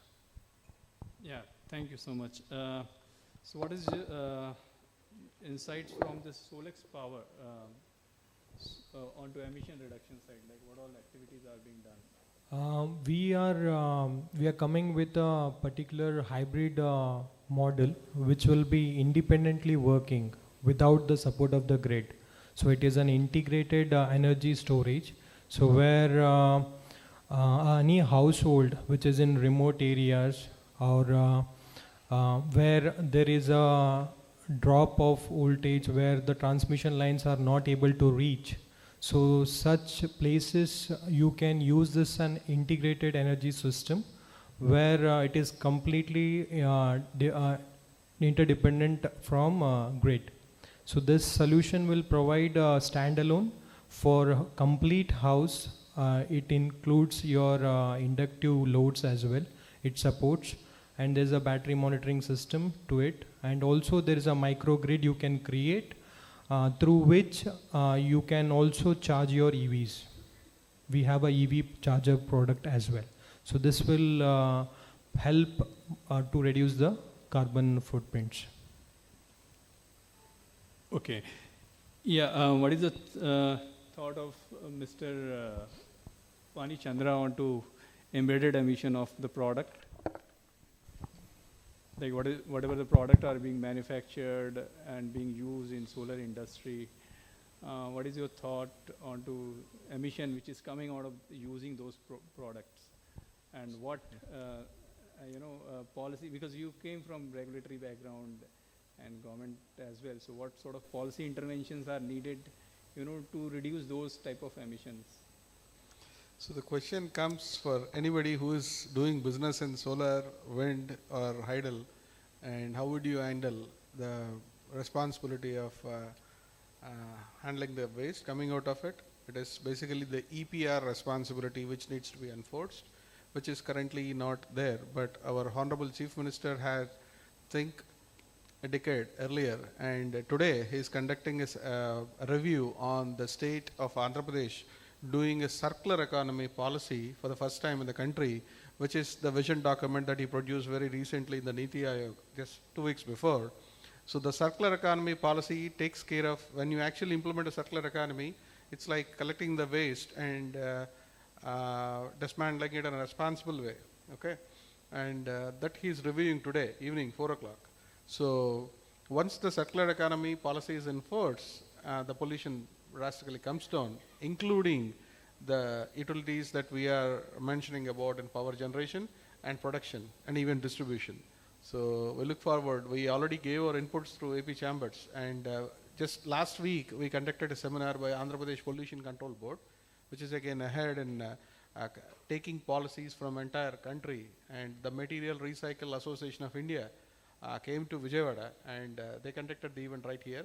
So all inputs were taken, collected, and today it is being presented to the Honorable CM. So to sum up, once we have a policy handling, it is basically the regulatory which needs to take care of the EPR, the extended producer responsibility, and the circular economy will surely handle this situation going forward. Yeah, right. I think circular economy is definitely going to play a very important role. And EPR is also being implemented by most of the states for different manufacturing processes. I think plastic manufacturers are right now, very much working onto this area. Hopefully in coming days, all renewable energy manufacturers also would be taking part into this. So that is a good initiative. Now I'll move to the next question. So we'll start with Dr. Balaraman. How do you see the role of microgrids and autonomous grid for promoting decentralized energy? Manoj, rightly pointed out by Solars, there are a lot of technology coming up on this particular domain. Okay, and moving forward, we are trying to see, because even today, if I try to talk about, every household is having a microgrid within themselves, like inverters. So even today, there is no policy or any kind of a technology trying to integrate what are the batteries at home, how you're going to integrate, so that you're going to talk about the charging, because the future is going to be, we are going to have the micro or nano grid within every household, and also to scaling up as autonomous grid. This is how the technology moving forward. And if you try to go decentralized part of it, every village could be a microgrid. So it is not necessary that you need to transport the power, because most of the requirement can be the generated then and there itself by the solar, wind, as well as the waste to energy. And this is going to be creating the microgrid. Only challenge is going to be how you are going to take care of the demand and supply, because this a mismatch is going to be there. That kind of mismatch can be, to some extent, you can cover through the battery storage or other storage technologies. But more importantly, if you're trying to integrate that, we need to talk about seamlessly integrating right from the microgrid to the larger grids. This is where we are trying to talk about the technology called the autonomous grid. The autonomous grid technology is nothing but we are trying to have a lot of clusters are there, how these clusters are getting integrated and also disintegrated. So depending upon the requirement, I can integrate with the grid. And suppose if there is no need for integrate with the grid, I'm going to disintegrate, I'm going to operate, and it's my own. So these are kind of things moving forward. Yes, a lot of work being done in the US and Europe, but Indian context, we need to start evolving, because the last mile connectivity is still a challenge in India. Even though we have 100% electrification being done, but still the power supply quality and reliability still not on extent, especially why even today, even in the cities like Bangalore, Hyderabad, still they have the inverters at home. So how well we are trying to talk about solar rooftop and how we are going to integrate these batteries and how we are going to evolve in the microgrid. This is going to be a big research work to be done by the academicians, and also a bigger challenge for industry to adopt the skills. Yeah, thank you. Thank you so much. So now I'll move to Mr. Ajit. So what are the key logistical and technical financial challenges in implementing rooftop solar installation under PM Surya Ghar Yojana, and how DISCOMs and industry can address these challenges? Because you are working very closely with, I think. Correct. Rightly said, regarding the logistic part, actually, we are implementing this PM Surya Ghar into the household segment, actually, residential segment. Obviously, as I represent the south, you can see that the cities are less and the residential buildings are less.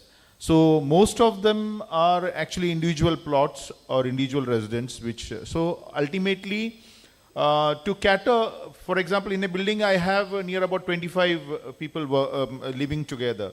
But whereas suppose if you have a cluster of 25 people scattered around, okay, so then ultimately that logistic is more important for me. And secondly, when we talk about the other point which you said was rightly regarding the regulatory aspects, in the interior places, for example, in the remote areas, the stability of the grid is also an important factor. The stability varies from place to place. In cities, okay, it is saturation is less, but now saturation has started to happen in, for example, I represent the state of Kerala, wherein the most installations are taking place right now. And due to the policies, and I think so, there at present the saturation of the grid and instability of the grid started to happen. So ultimately, we have to find the infrastructure for that. And rightly, we have the panel person also sitting along with me. So in Andhra Pradesh, I don't think so that will be a much hurdle. So looking forward, this, as we enter into, from my point of view, we are entering into the third generation of solar, actually. Now, in the first stage, initial stages, what we have covered, what experience that we have gained, that has been covered in the second generation. Now, when we are talking about the third generation, as rightly my colleague have said rightly, how we can implement the things practically. And research analysis, microgrid, these are all things which are coming into India now. So earlier it was something which we were dreaming of. Now when this comes in, ultimately there are challenges. That challenges has to be recovered. And hopefully we can do it. And because India is great, our government is supportive. So ultimately these challenges can be cut forward in a good way.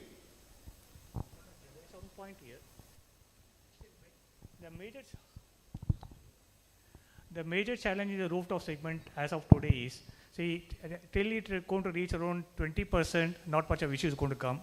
The moment you are trying to talk about 20% concentration higher, you are going to see a lot of power quality problems, in particular over voltages.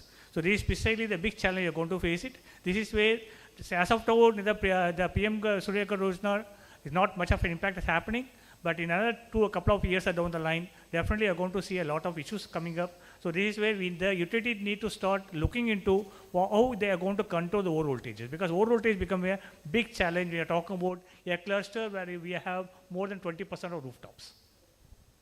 Right. As the sector will grow, definitely there will be challenges, like technical challenges, as you mentioned. What I know right now, I think close to 50 megawatt is the total installation in the state. As it will grow, and reaching out in gigawatt, then definitely, this type of challenges may come up, but we have to be prepared. Like, I think storage at individual household level need to be then, promoted at that point in time, so that this type of disturbance may not be, come up. So now I'm moving to Mr. Ajit. Yeah, I think, Mr. Ajit is there. Mr. P. Chandra. Yeah, Mr. P. Chandra. Just I would like to know, like, how can this commercial and industrial sectors in Andhra Pradesh be incentivized to accelerate rooftop solar adoption, particularly in energy intensive clusters? Okay, so like I said earlier, the state of Andhra Pradesh is far ahead in implementing a policy, not just a policy. They are making sure the incentives are given through an escrow account for the first time. And while coming to solar or wind, basically adoption of renewable energy has been given a generation based incentive, which stands from 1500 kilowatt as of now, which could increase up to 1800 kilowatt rupees per kilowatt hour. Let's say if you are installing a megawatt, you are eligible for around 18 lakhs, which is the GBI coming from the state government. Additionally, 300 rupees added to the central government's fund. That is one. And second, the government of Andhra Pradesh also has introduced the reimbursement of a state GST on every solar. And while encouraging the PM Suryaghar program, additionally for a particular segment for the below poverty line, they have introduced additional 22,000 rupees per kilowatt. So that is one another incentive. So they are taking care of the residential sector, industrial sector, and also the commercial sector.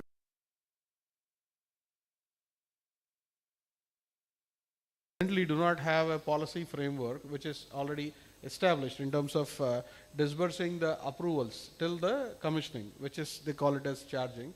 But now they are trying to come up with a citizen charter kind of a thing where it is time frame based online.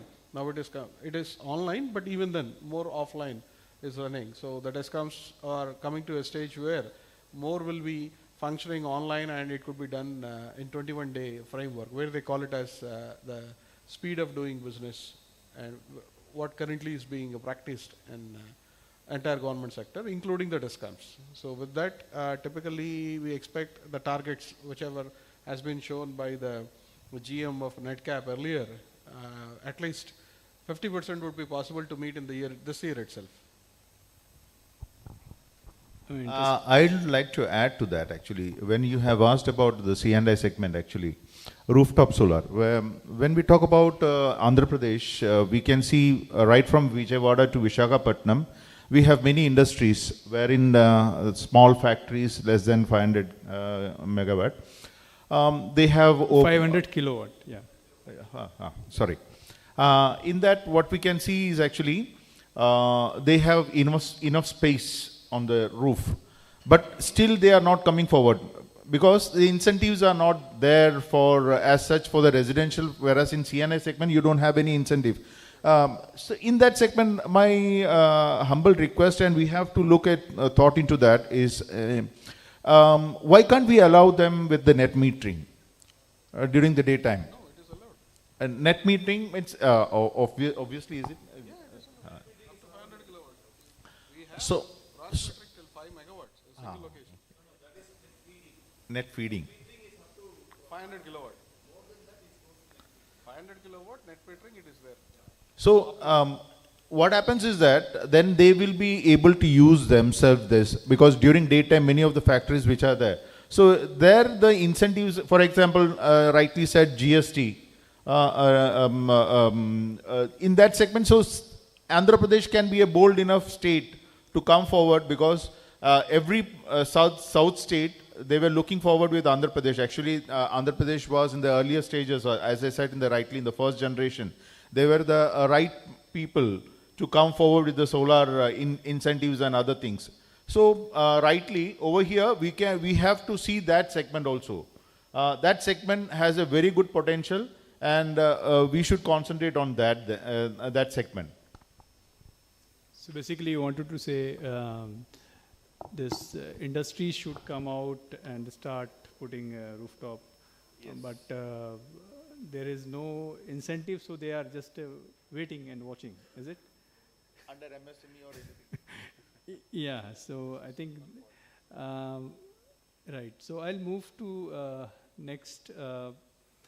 Now, especially on this floating solar and innovation, I'll go to Mr. Basavaraj. What is the potential for floating solar energy in Andhra Pradesh reservoirs and canal system? And what are the primary technological and regulatory hurdles to be addressed to promote that? Specifically, not much to talk, but I see there's a lot of potential for Andhra Pradesh, as there are many canals connected across the state, and where those canals can be used, can be covered by using panels.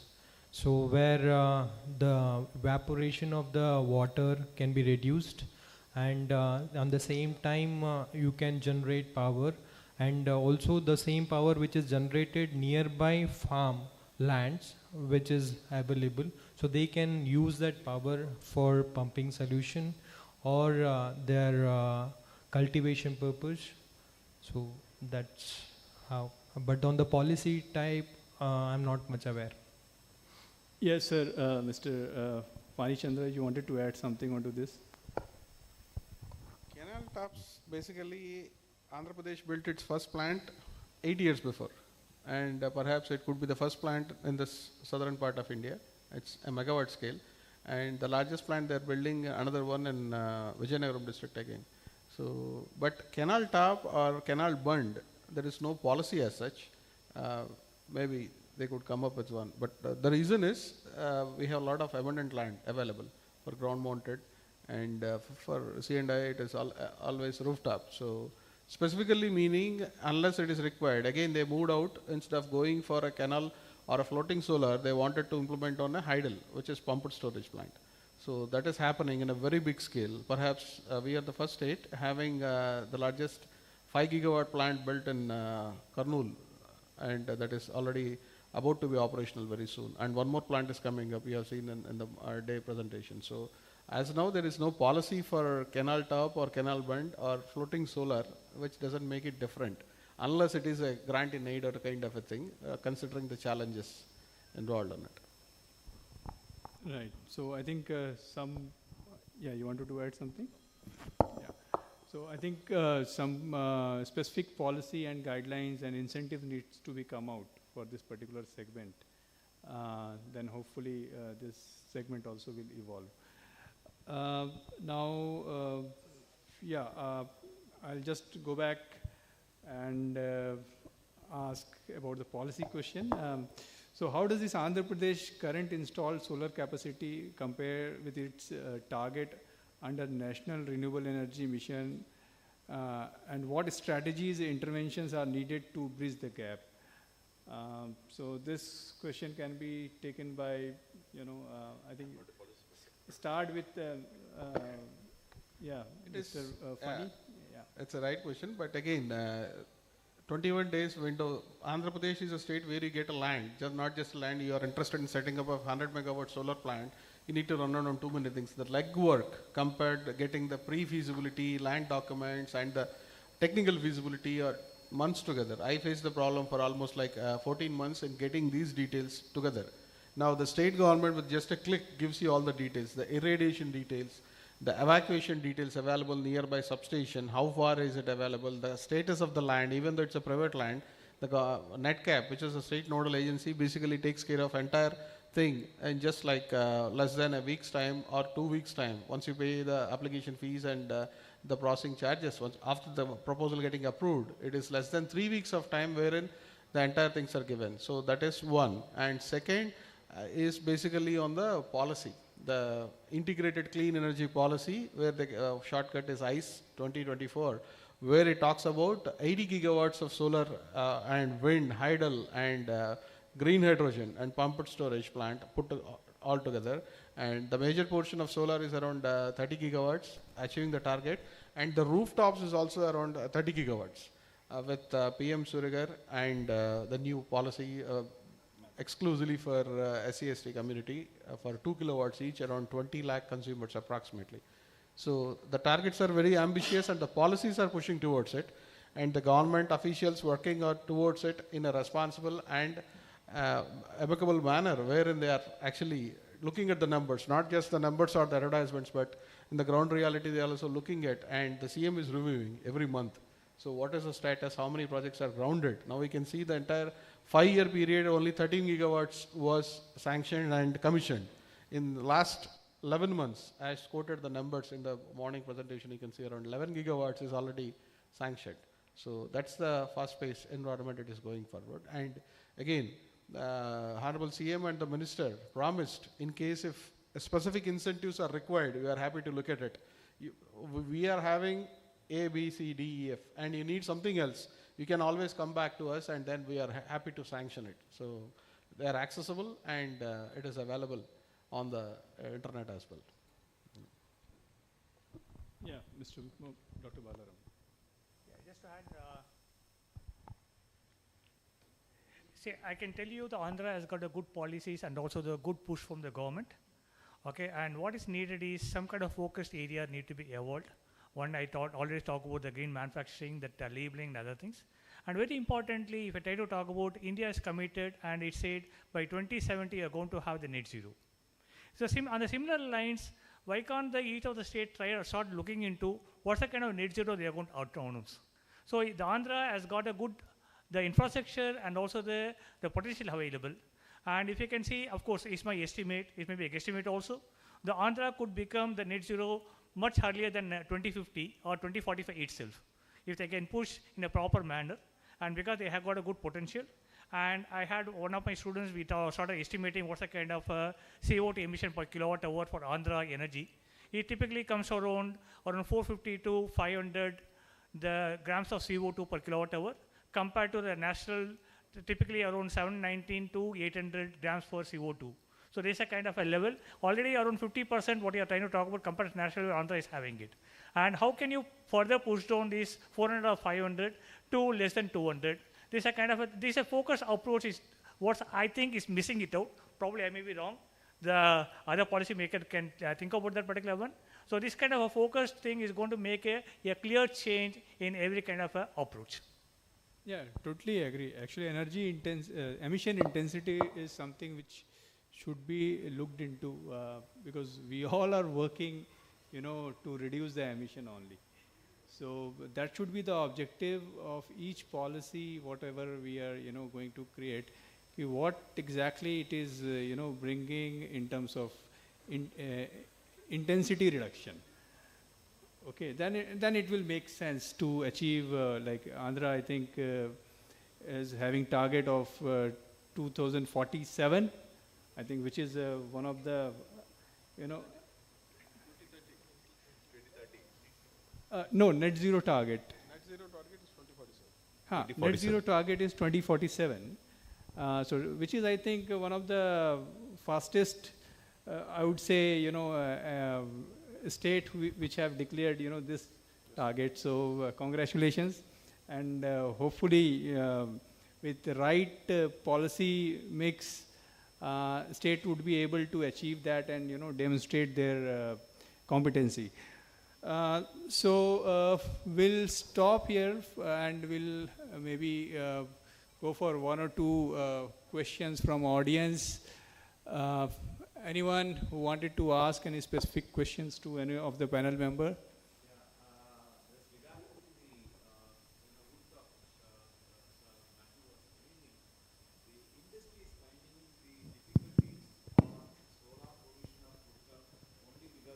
They are near to the coastal area, and the wind pressure is more than 186.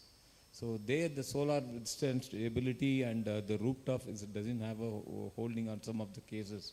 But recently for that in IIT Madras we gave a presentation to the people. When Varda has affected Chennai, the force of measure was 188.7. But the design with the lots glue, which we have pasted in near to the coastal area, it withstood more than 213 to 214.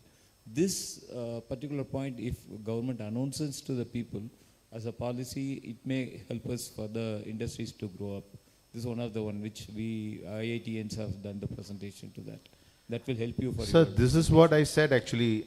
We are entering into the third phase actually of the solar industry actually.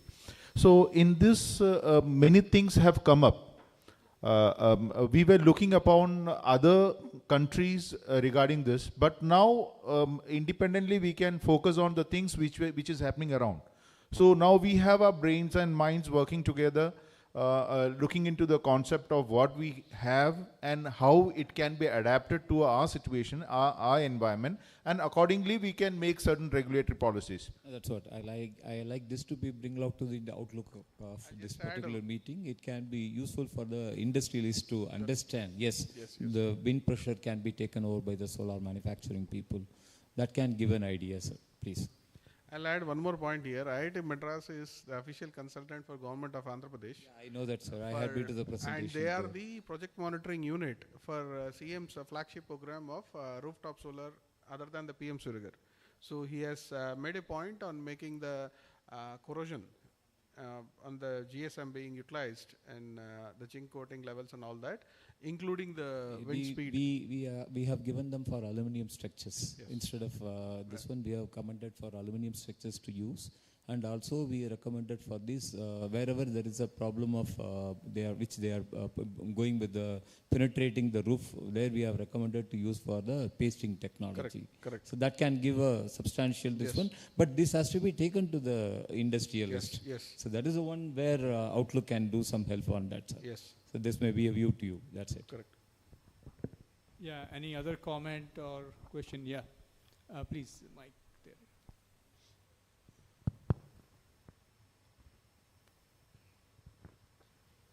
Good morning, everybody. I am Dr. Bhavani Singh Rathod, Renewable Energy trainer and coach.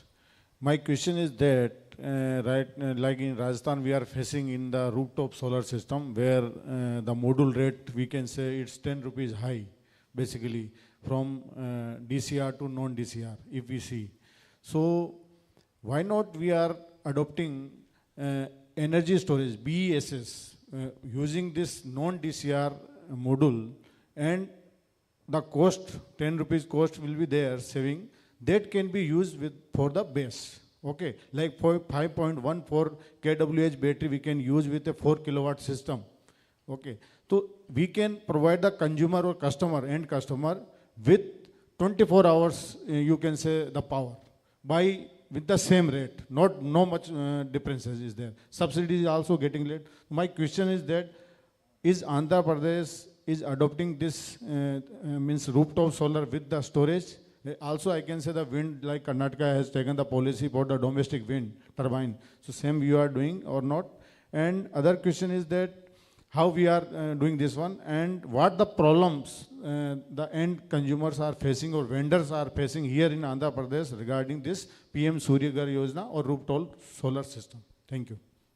One part I will discuss, and the regulatory part my colleague will discuss about it. You rightly said about the DCR and non-DCR compatibility with the PM Surya Ghar. Means actually when we talk about 3 kilowatt and 5 kilowatt, the subsidy for 5 kilowatt is 78,000, as you know.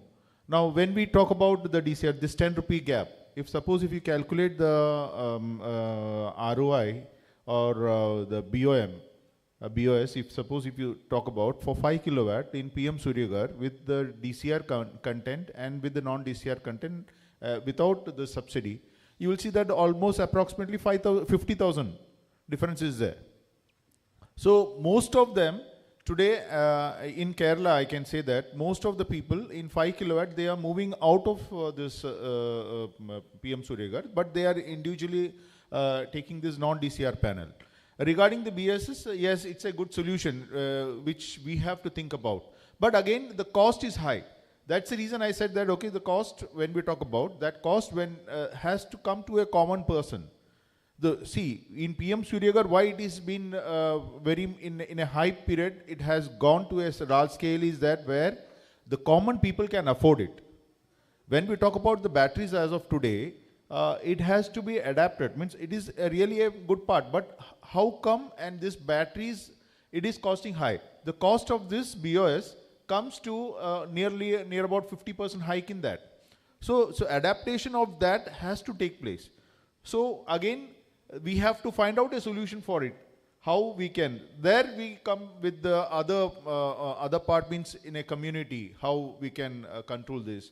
Microgrid and the nanogrid technologies can come together. So there we can, here you have seen that the pump system, which Andhra Pradesh government, it's a unique one, wherein during the daytime with the solar energy, they are generating and giving up. And then that same water is been pumped up to a higher scale, and that turbines have been run in the night time. So this is some innovative ideas which comes about. So this has to be taken care, and surely this is going to have a good effect later on also. We will, this industry is really working on it, and day by day new things can be brought forward, and we are looking forward. Actually, I am working with REPT China, which is world largest third number position in the battery and BESS solution. What the Bitech Solar is the India representative. They are providing this solution with the liquid cooling. So what they are saying, already this subsidy is also getting late. So why not they go with this 5.14 kWh battery, 4 kilowatt solar system and 3 kilowatt for 3 kilowatt system. The rate is not much more differences. It can be adopted. It is also the stability for the grid, and we can take the power 24/7. This is benefit for consumer basically, end customer. Thanks. As Alan has, Matthew has rightly mentioned, the difference between DCR module or non-DCR module, the pricing difference is basically driving the PM Surya installation, first thing. Second, the supply chain, which is currently being, you cannot say is artificial, but there is no enough supply chain for catering the needs of the entire country. And second one is when it comes to the cost variation between DCR and non-DCR, the consumers are getting pushed towards non-DCR beyond 3 kilowatt. Okay. And the question that you asked, combining if Andhra Pradesh government has any policy, as of now there is no policy in the rooftop side with battery storage especially. You can either have an off-grid or an on-grid, but not combined both at the same time. As of now there is no policy as such. But you are allowed to use off-grid, which means just like a power inverter, you can have 1 kilowatt, 2 kilowatt, as and when your requirement goes. That's on an off-grid scale, not on an on-grid scale. You cannot combine both at the same time. The policy is only on-grid. There is no off-grid. Off-grid, you don't need any policy. Okay. But soon, there may be some policy that has come up for megawatt scale projects. Today, it is mandatory just to avoid the TOD. If you are aware, the time of day tariff, which is just kicked in, and it takes a year or so from now to go into the market and get all the data. Once we have the 15-minute clock window being emphasized, but practically for power sale transactions, energy storage basically takes care of the peak hours in the evening time. So that could be one solution, but coming to a domestic scale, it could be a challenge considering the pricing. The government that you are working with China could be a solution, but not in the current bilateral situations what India and China are having. So. Yeah, thank you. Yeah, next question, please. Good morning, panelists. Twinkle Manglani this side from Turpinas Energy. My question is, what is the way forward for the state with respect to technology? Is hybrid only the solution, or can solar survive on its own in this state? Looking at the ICE policy of Honorable APRC, it says that when it comes to settlement, they'll give in, of course, it is in alignment with other states as well. So only we'll get, for solar, we'll get off-peak settlement, which is 9 a.m. to 5 p.m., which is 8 hours. Just replacing 25% of the consumer's consumption, right? So how to go about it when it comes to solar?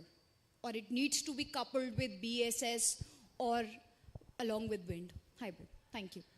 See, if you want to move forward on the RE domain, because there's always going to be the supply-demand imbalance. So you need to bridge the gap between supply and demand, because your demand is going to come in the evening and the supply is going to be in the daytime. Already you are facing the duck curve in the Indian context. So the strategy is to go for BESS. In fact, the CEA, Central Electricity Authority, already mandating around 10% BESS in the utility scale solar. The same thing has to come in every segment, because going with a 500 gigawatt of solar, when my peak demand itself is going to be around 400 gigawatts by that time, then definitely you're going to have a big challenge in the grid management and also management of the same system itself. So moving forward, if you're talking about RE has to be in toto. It's not just a solar alone or wind alone or battery alone. It has to be integrated, And what is important is going to be what's the kind of a contribution from each one of them. That's going to be a criticality part of it.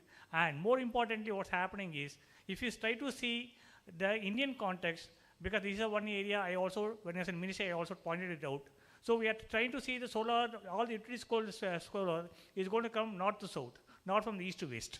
So naturally, if you try to talk about Indian context, we have got almost like 1.5 hours difference between, say, Arunachal Pradesh going up to the Gujarat, but that's not getting captured today. This is one area we need to start integrating so that we are going to get that 1.5 hours as a time difference, you're going to get it, rather than developing the north-south dialogue.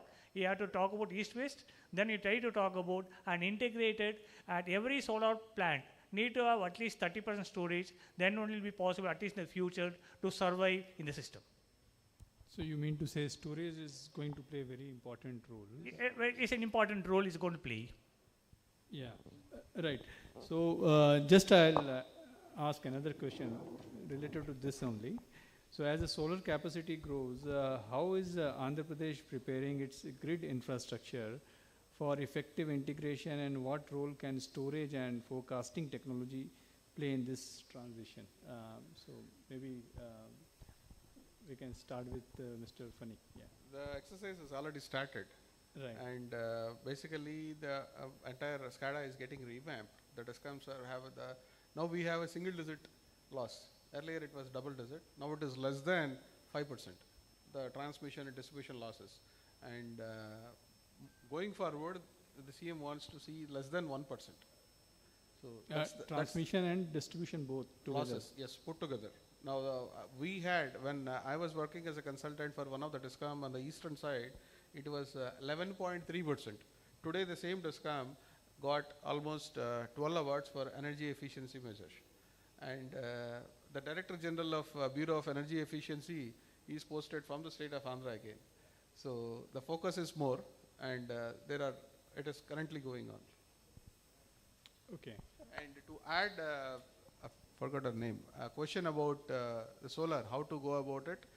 You just mentioned two things. When you actually go for solar in any of the DISCOM, there are 100 DISCOMs in the country. Okay, so every DISCOM basically makes money by getting the power from a generation corporation, selling it to the customers. Okay, now the distribution company has its own rules wherein they emphasize on minimum billing, which means for every kilowatt load connected, you need to have X number of units must and should consumed from the DISCOM.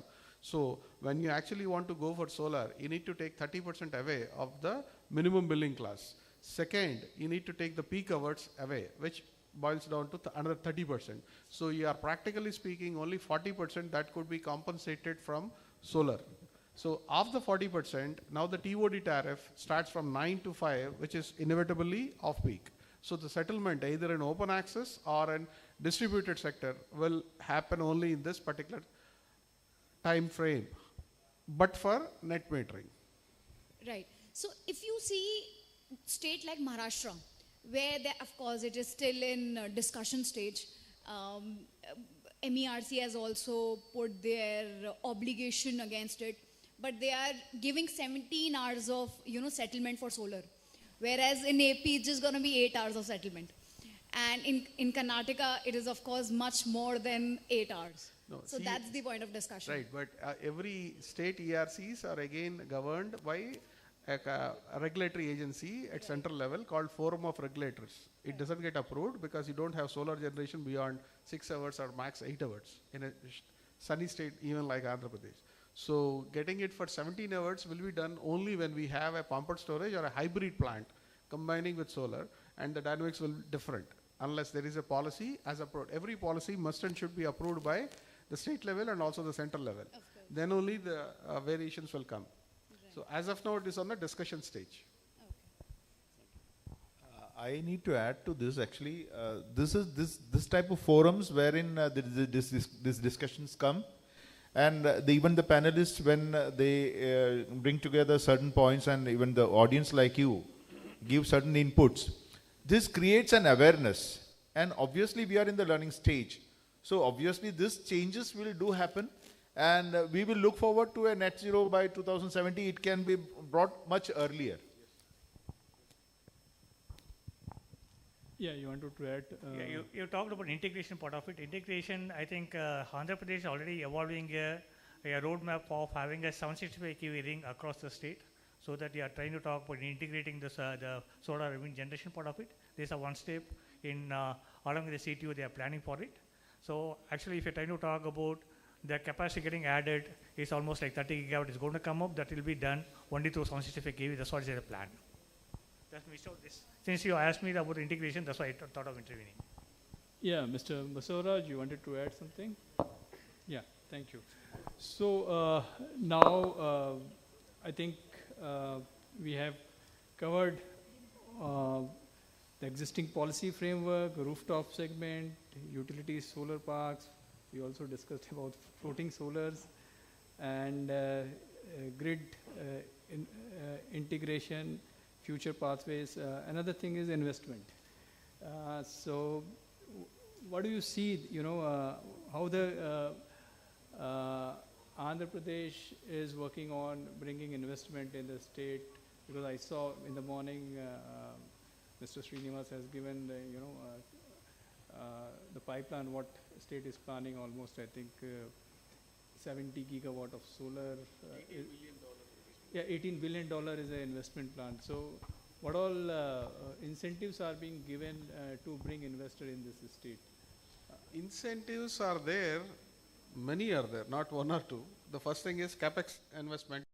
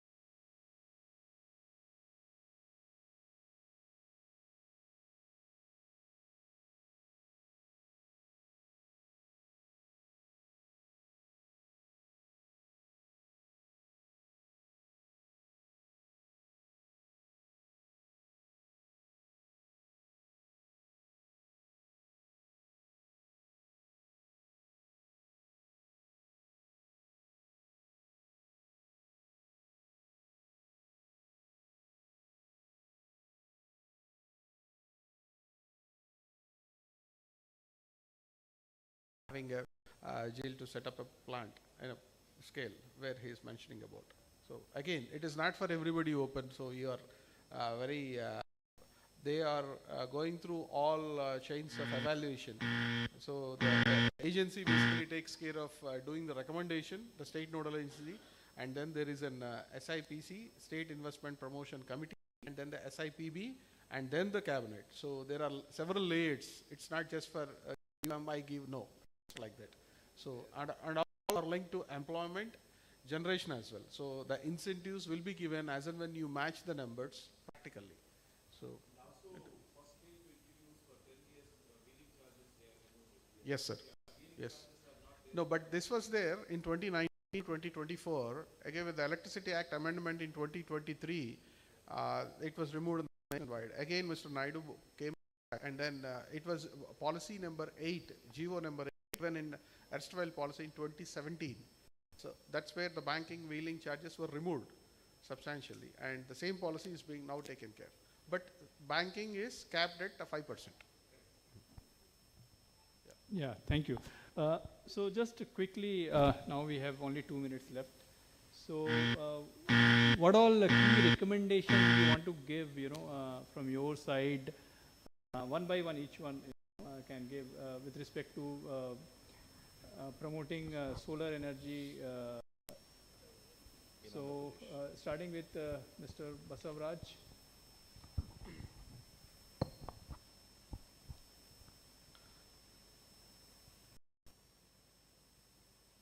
tell about Solex Power also, like what all from Solex Power side you are looking, Yeah, from Solex Power, I will have a company presentation here after this panel discussion. But to brief about, we have a best solution which is very impactful for the commercial and industries for a C&I segment, which is plug and play. So where it will be a major game changer for a replacement of DGs. So many industries are facing, they are incurring more cost to in getting the DGs burn out, right? Fossil fuels is burned. So that's a replacement for the industries for Andhra Pradesh, which we will be having products soon in Q3 for India. Yeah, thank you. So since you asked about how you're going to promote that RE power in the country as well as in the state, so one thing is going to be on the pushing for the labeling as well as on the green, the products on the green and labeling. Only for steel now it has come up. For all our industry, we need to start evolving that and pushing the green and clean solutions for all the manufacturing sector is one of the way to move forward, and also include the service sectors also. Yeah, thank you. As a conclusion, I can say that we together in India look forward Andhra Pradesh to be as a state which is unique in producing many things in the solar industry. So the policies or the implementation.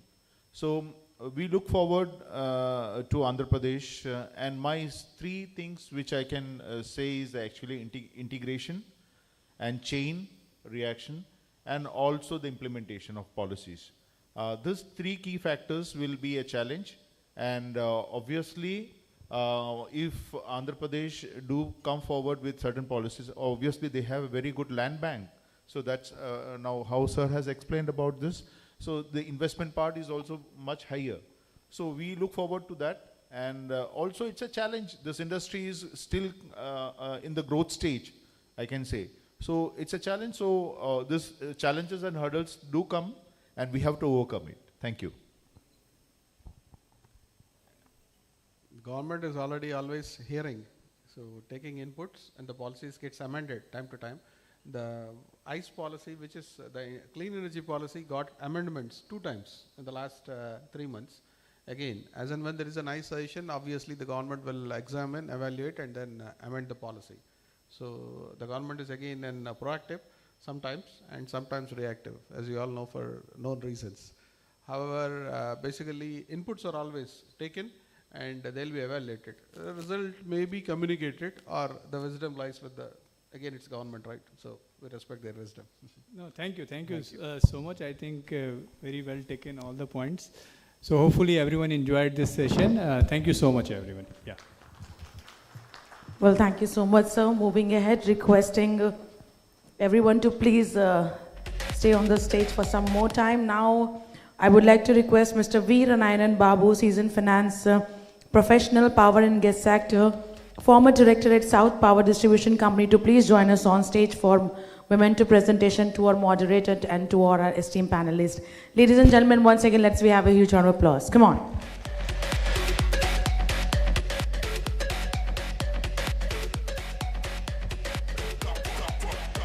First to Mr. Baswaraj Murgod, requesting sir to please come forward.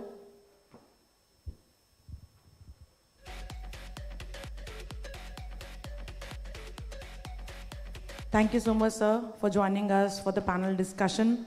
Everyone, let's all have a huge round of applause. Come on. Next, Mr. Burra Pani Chandra, please come forward, sir.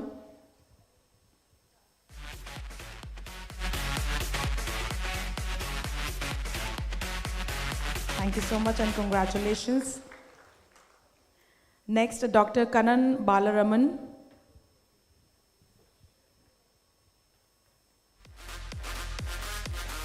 Congratulations. Next to Mr. Ajit Matthew.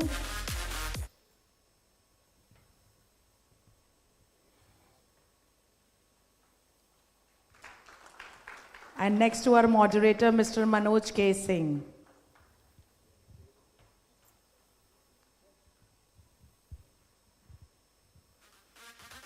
Many, many congratulations.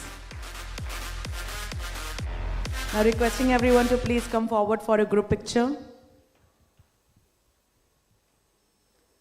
With your memento in your hand. Yes, everyone look at the camera and let's pose with a smile. And we all indeed had a detailed discussion for our first session of the day. Thank you so much, gentlemen, for joining us on stage. Moving ahead, everyone, now it's time for a few more corporate presentations. Now I would like to proceed with the next corporate presentation of the day, which is for Select Controls Private Limited, requesting Mr. Nikhil Rao, Senior Manager, Business Development, to please come up on stage. Everyone, please welcome Mr. Nikhil Rao with a huge round of applause. Thank you so much.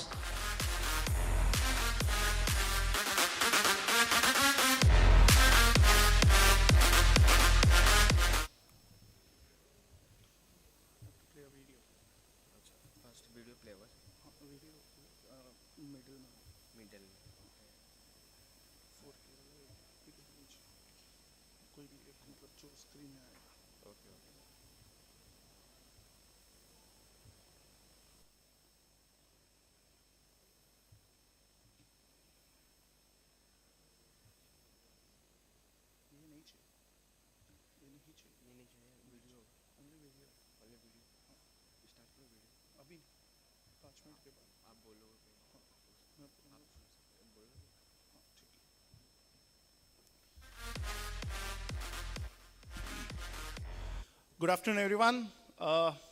Can we all be a little bit lively? Good afternoon, everyone. Yes, thank you very much. My name is Nikhil Rao. I am representing Select Controls Private Limited, a 35 years old company, very well known in the industrial segment, the name Industrial Outlook. So I'm sure those who are from industrial side, they would know us for our original products that we started back in 1987 with timers, temperature controllers, process indicators. Over the years, we have developed almost 4,000 different types of products, all made in India. We are a technology company wherein we have about 350 plus R&D engineers, and most of them, okay, 70% plus of them are freshers out of college who are trained, nurtured here in India, and over 1,700 plus employees in our production staff. We are exporting almost 30% of our production to 72 plus countries. We have our subsidiaries in Germany, USA, and Australia. Coming to the main product of the day, that is solar inverters. Our MD, Mr. Samir Kaji, who is a patriot, decided 8 years back when actually solar started in India that we should have technology here in India. Most of the inverters which are there that are coming into India have technologies being imported from outside, or the complete inverters are imported from outside. When our Honorable Prime Minister Narendra Modi said, make in India, a lot of people got material from foreign countries in SKD, CKD form and started assembling in India. However, the technology was still not an Indian technology. The control was still outside. Whatever we were paying was going out of the country. So Indian engineers, really speaking, did not develop at that time. So with that vision, 8 years back, our managing director took an oath that we will develop Indian technology inverters here in India. And that is when we started with 2 IITians. We hired 2 IITians and we started developing technology. So when we started this, we realized, okay, India does not have engineers who could write technology for grid-controlled inverters. So almost 4 to 5 years we spent time. We hired more than 50 plus engineers. Today, as on date, Power Electronics Department of Select Controls has over 65 plus engineers who are mostly freshers out of college who are today trained on grid-tie inverter. And we are proud to say we are the first Indian company who has brought Indian engineers for writing grid-tie technologies, right? And the product that we have, solar inverters, that is the first of its kind made in India product, completely made in India. And we are a class 1 supplier today to Government of India for our solar inverters. Now, whatever said and done, everyone would say, how does it matter whether it's an Indian product or a foreign product? Finally, what matters is the price. So let me tell everyone that every company that is there in India selling inverters someday was a new company that they started and they scaled over time. So Select also is working out to scale its manufacturing. Today, as on date, we are manufacturing almost 10,000 inverters a month, and we are targeting about 1 lakh of inverters a month in coming, by the time we are in Diwali, we will be manufacturing about 1 lakh of inverters per month. Not just that, today, our inverter, we are the first one from India, made in India inverters being exported to countries like Germany. So that's the greatness about Select Controls, wherein we are highly patriot and we want Indian product. Here, our reason to come to Vijayawada is to request that Vijayawada is going to be one of the states who's going to be one of the biggest consumers of solar inverters. We would request for every EPC support to Indian supplier like us to support us, use our inverter, try it, test it, and then you will realize what our Indian engineers have really done. Unless this support is given to an Indian engineer, India cannot grow. And if India has to grow, just as we got DCR technology in solar panels, and hence today the demand, or India has been capable to manufacture solar panels. Otherwise, earlier we did not have manufacturing of solar panels. I'm sure with your support, India will have a lot more solar inverter manufacturers who would be made in India, because unless we have engineers in India, things won't work. Now, whatever I talk probably sounds more like a marketing talk. So just to give you a glimpse of what we really do, we have a short video which will show you how we are making made in India inverters here in India, right? Yeah, can we run the video, please?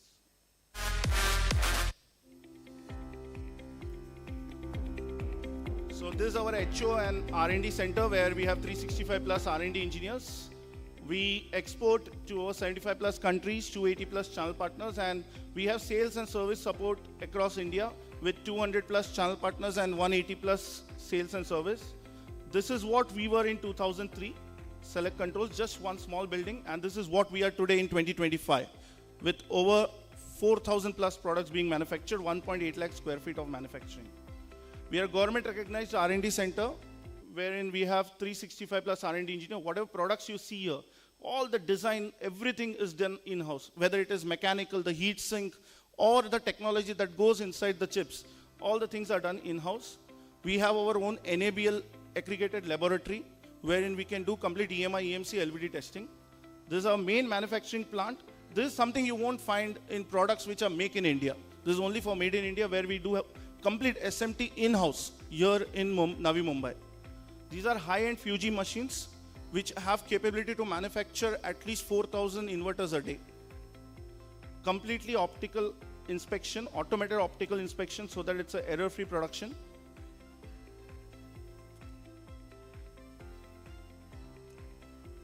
So this is the stuffing process where all the components are stuffed on the PCB once your SMT is done, and it's completely automated over wave soldering.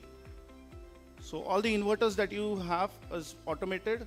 Then you have the conformal coating so that moisture and dust does not affect the product, and you get a easy clearance for EMI, EMC. All products that you see are 100% tested over jigs, and the jigs are also manufactured by Indian engineers. We don't import any testing jigs. They're all done by Indian engineers. They're done by our own engineers. That's the beauty of Select. This is the assembly line. The inductor cups, everything is manufactured in-house.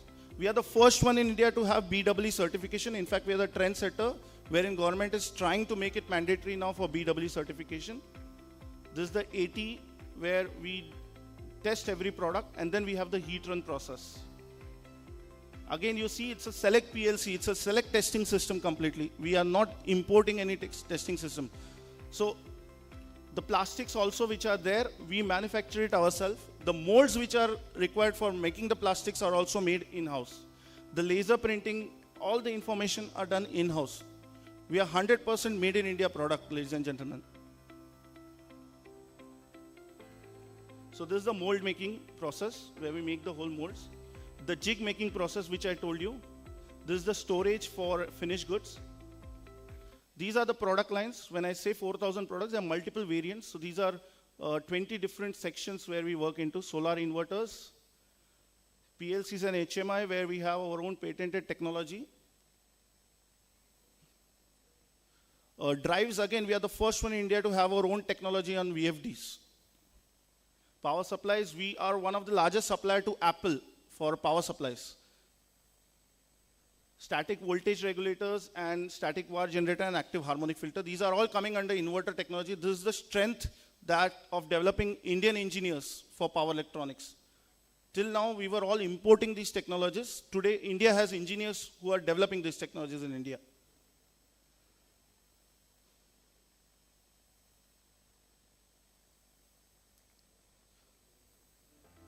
These are all the certifications. That's it from the video presentation. Last but not the least, I would humbly request if people here can come down once to Mumbai to visit our plant, probably one of its kind. I'm sure people would have not seen much of such plants in India. We are today white labeling for almost 150 brands across Europe. And you know, European companies, when they come to us for brand labeling, they have a very stringent quality control. So you can understand what we really, what kind of quality we really support. We are expecting support from all the EPCs in Andhra Pradesh. Looking forward to see you soon. And we have a stall here where we are presenting our products.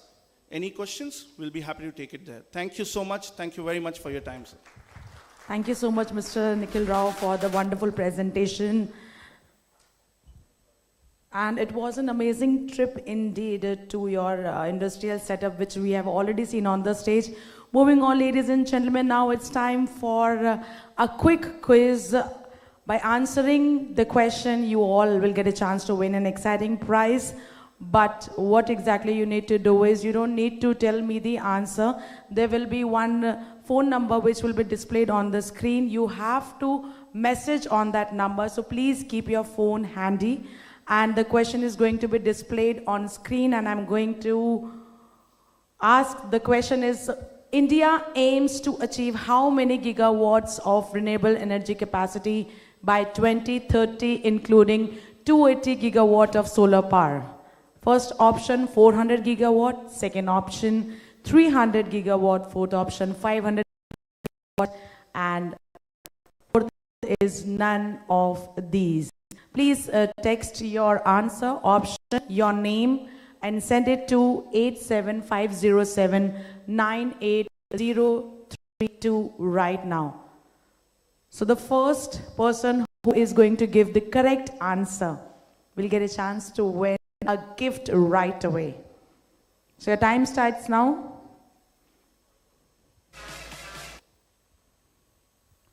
Okay, let's see who is going to win this quiz contest. And I'm going to play numerous quizzes and questions in between the sessions. So be ready, be attentive, and try to answer maximum questions in exchange to gain more and more prizes from EPS.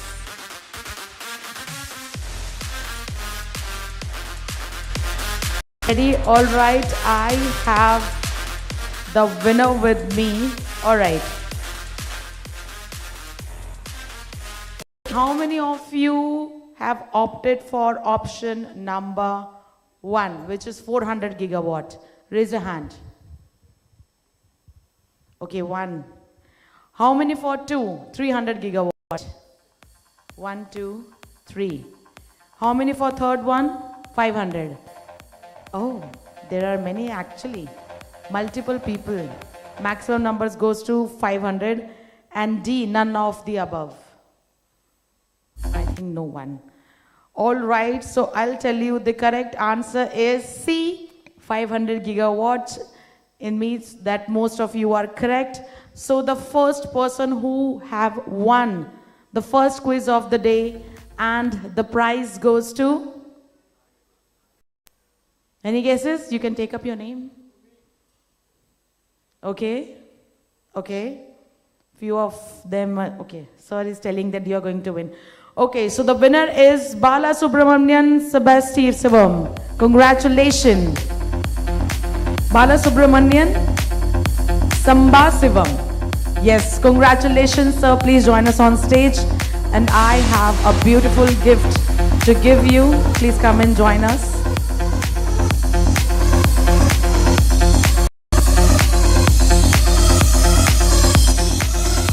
Well, congratulations for winning the prize. Everyone, let's have a huge round of applause. Come on. Thank you so much for being on the fastest finger first. Moving ahead, ladies and gentlemen, let's proceed towards the next corporate presentation of the day, which is by Solex Power, requesting Mr. Baswaraj Murgorki, Account Manager, to please join us on stage. Everyone, please put your hands together and let's welcome Mr. Murgor.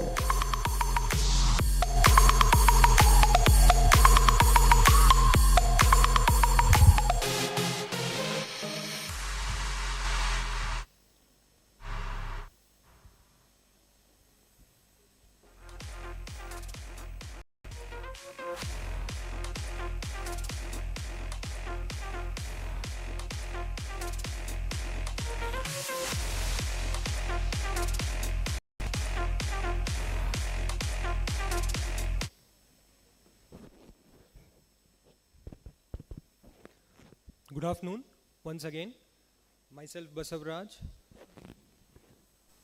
representing Solex Power. So today I would be introducing Solex in a snapshot for what we are and what is our strength and what are the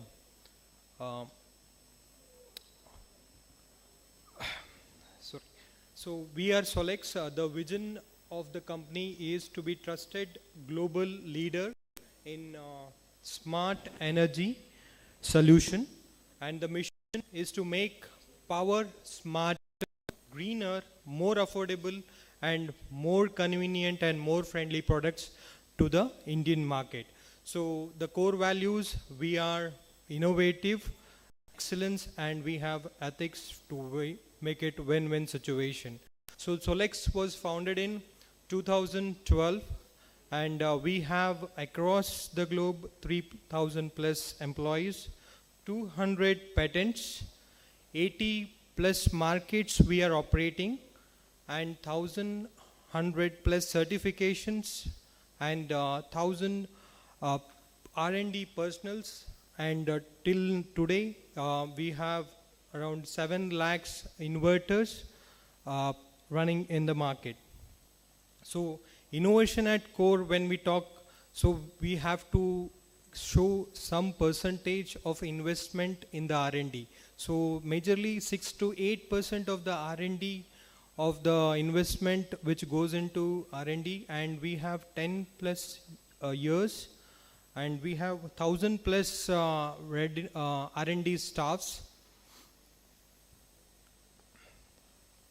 And the focus, actually the manufacturing company is from China, so the focus for microinverter is from Xi'an, and focus for commercial PV inverters is in Suzhou, and Hangzhou focuses only for inverter and battery solution, and Shenzhen focuses for North America best solution, energy storage.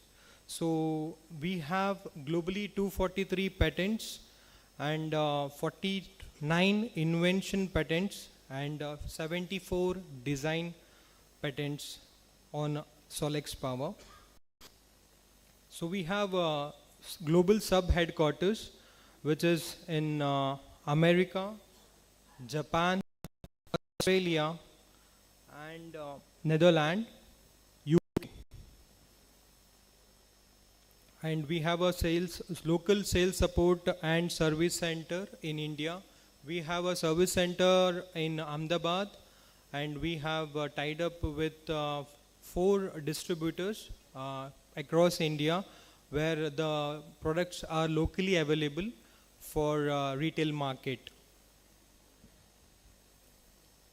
So we went public, we are IPO listed in Shanghai Stock Exchange in 2024. And we are ranked globally 3 in best solution and for the string inverter. So the major investors are SPIC, which is a Fortune 500 company in China, and state-owned enterprise is a partial investor in Solex. So globally, we are certified all major certifications on our products. including BIS for our Indian market. So the production capacity, the current production capacity is 30 gigawatt for inverter and 7.4 gigawatt hours of battery. So we have a in-house battery manufacturing setup where we are producing right from 3 kilowatt hours to 2.5 megawatt hours of battery storage.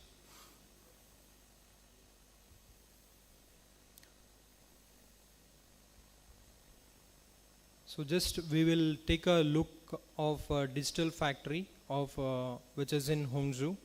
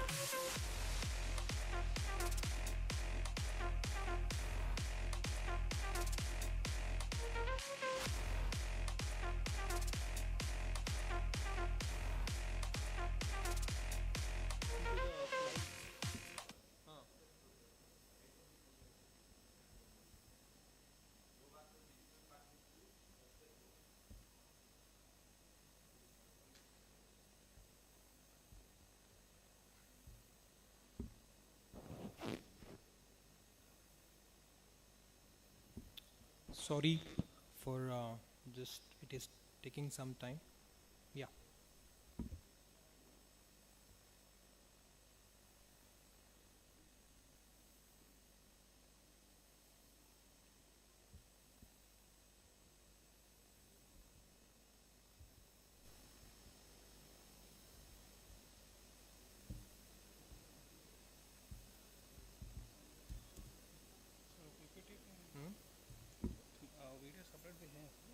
नहीं है, separate नहीं है.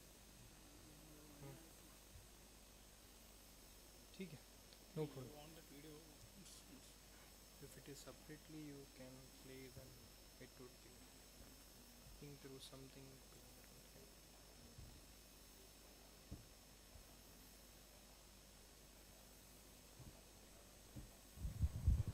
Check. All right, meanwhile, we are fixing this technical glitch. Let me come to you all with one more question, but I'm going to ask you the question. I hope everybody is going to hear it right. Let me get the question.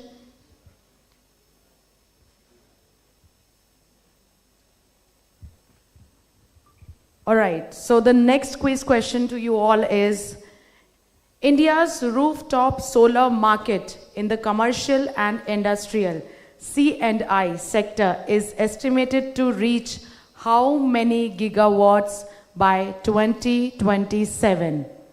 And the options are: first, 20 to 30 gigawatt. Second option, 25 to 30 gigawatt. Third option, 30 to 35 gigawatt. And the last option, all of the above. Quickly give your answer to the number. The fastest finger, first person who is going to answer correct will get a chance to win a prize right away. Do not forget to mention your name. Okay, let me check.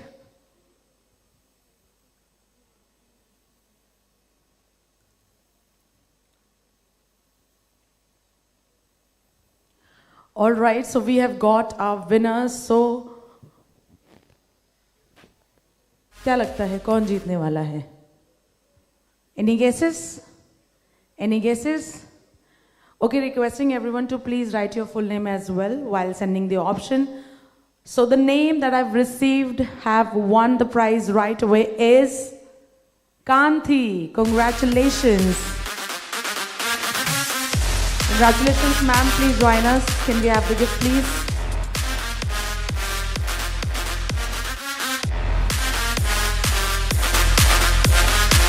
So ma'am is feeling truly elated today to receive this gift. Congratulations.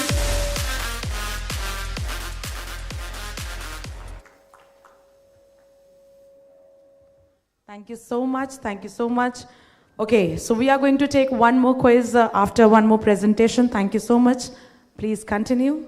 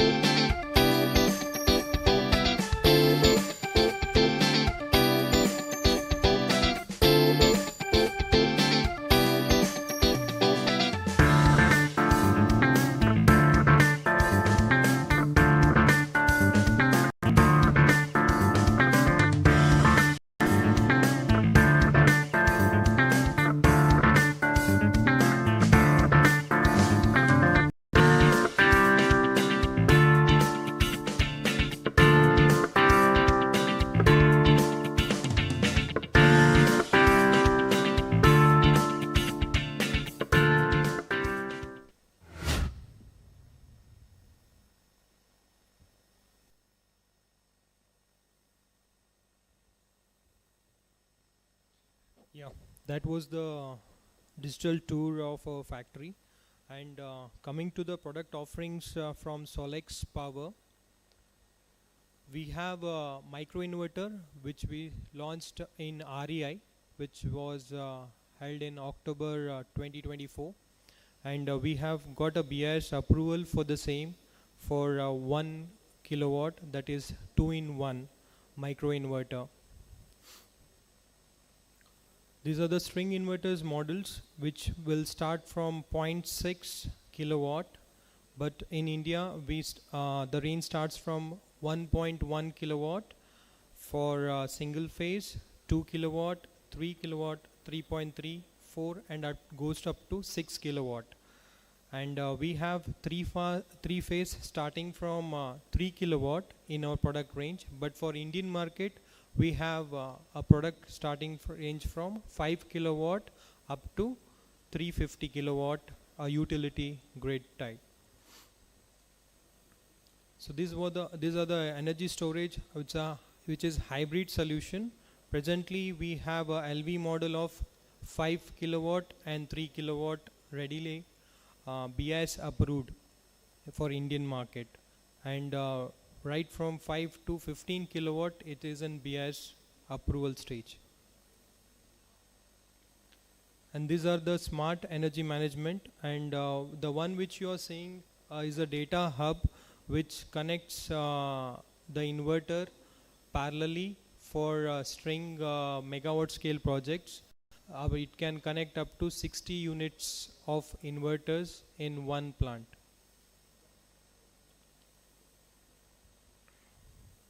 So when we talk about quality, the quality process has to be followed, and these are some of the quality tests which undergoes with every inverter which comes out of the factory. So there are 8 rigorous steps which has been passed through each inverter from the before it is QC passed. So that's a radiation test, dust test, waterproof, salt spray, vibration test, and more. So these are the product quality certifications across the globe. And in 2020-25 we have new products launched. So that is best solution what I was talking about. So the best solution starts for commercial and industrial segment. So we have the highest container size for C&I is 215 kilowatt, which is liquid cooling and air cooling as well. And we will be launching soon 2.5 megawatt container size storage as well. So this is the integrated solution which I was talking on the panel discussion while we were having a panel discussion. So this is an integrated which does not require grid to be connected, so it can work independently. And it is also the mate box, the container which you are seeing, that ATS device or the circuit breaker. So these are all for the inductive load which you can use for your household purpose. So for running the ACs, small water pumps. So the downside are batteries of 3 kilowatt, and after above that is BMS, and after that there is a mate box, and then out about to that, that's the hybrid inverter. So talking about Solex India, for financial year 2023-2024, so the total shipment what we shipped to India was 515 megawatt, and we were ranked 4th in the rooftop market. So the year on year what we have achieved is 158% growth. And as I was mentioning that we have 5 pan-India distributors, a strong network where every retail market can be catered through. And we have technical trainings and webinars also can be conducted. So for PM Surya Ghar alone, we have supplied more than 895 megawatt, which was last year order booking. And we have an in-house service team for Pan India.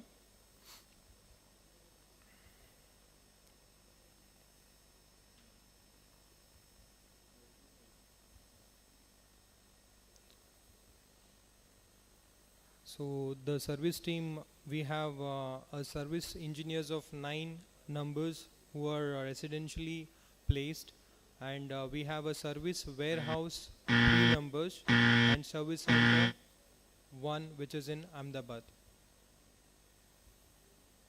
So these are our global customers, and Indian key accounts we are working with Tata Power, Reliance, Panasonic, Jackson, Vikram, and Luby is our distributor, Solar Techno, Evervolt, Power Plus.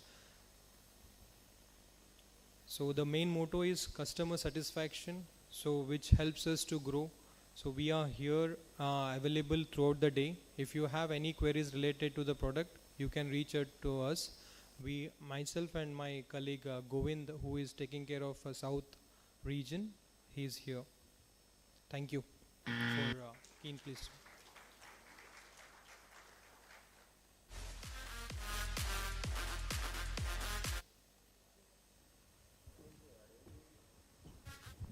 Well, thank you so much, sir. Moving on to the next presentation of the day. Requesting FEMA India Private Limited, Mr. Chandrasekhar Pucha, to please come up and join us on the stage. Sales Manager from South India. Everybody, please welcome him with a huge round of applause.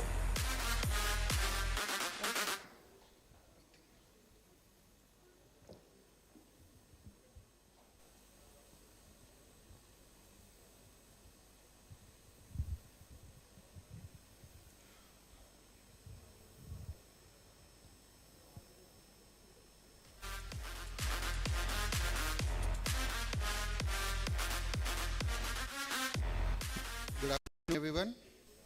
I am from FEMA India. I am representing South. I am a regional manager. I look after complete central sales and bidirectional converter sales in South and West completely. So let us start this presentation. So this is our international footprint. We are present more than 5 continents. We are manufacturing in India. The central inverters are manufactured in India, and string inverters we manufacture in Italy. Basically, this company is an Italian company. We are there in India since India started its journey in solar since 2008. So we are manufacturing these inverters and converters in India since 2014, and the supplies have come earlier from Finland and Italy. So till date, these figures need to be little updated. We have supplied more than 22 gigawatt in India and more than 80 gigawatt across globe. This is our product portfolio. We are there in residential segment, C&I segment, and utility segment. And mostly people know us for our utility scale business, where we are predominantly into central inverter manufacturing and supply. We have range starts from 1.1 MVA to 4.4 MVA in central inverters. So this is our best SLD, where our portion is that we manufacture only best converters.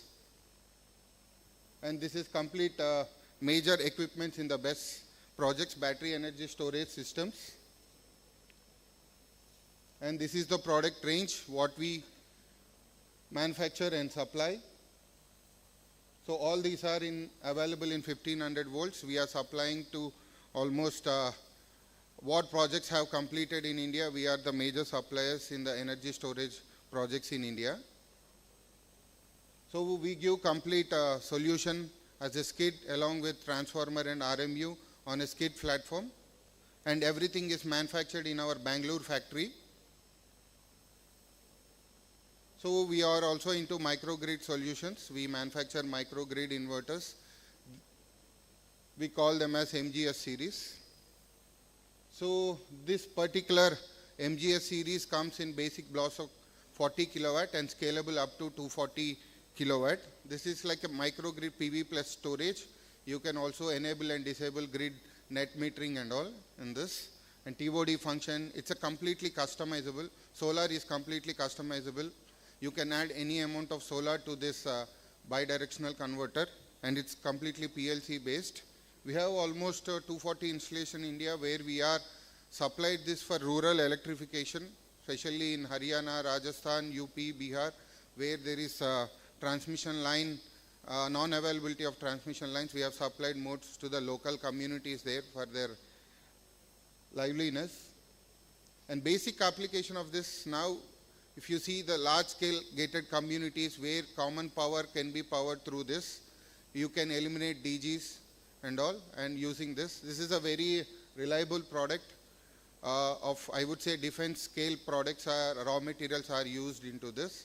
It's a very robust, even all the defense applications in India are run on this, particularly their radar systems and all are run through this in the islands and in India. This is also our energy storage project for C&I and residential applications. These are the few references where we have installed our energy storage systems in harsh climates. This is the first system where it was installed in Leh Ladakh actually, with 1 megawatt and 1 megawatt hour battery container, where the temperature is really up to minus 40 degrees. So we have supplied to Capgemini for their campus to, it's like UPS application. You can consider that they had an excess energy in the morning and they are storing it and using it in the evening. So this is Chhattisgarh, India's largest BESS plant as of now. We have supplied with our bidirectional converters, energy storage converters, what we call. So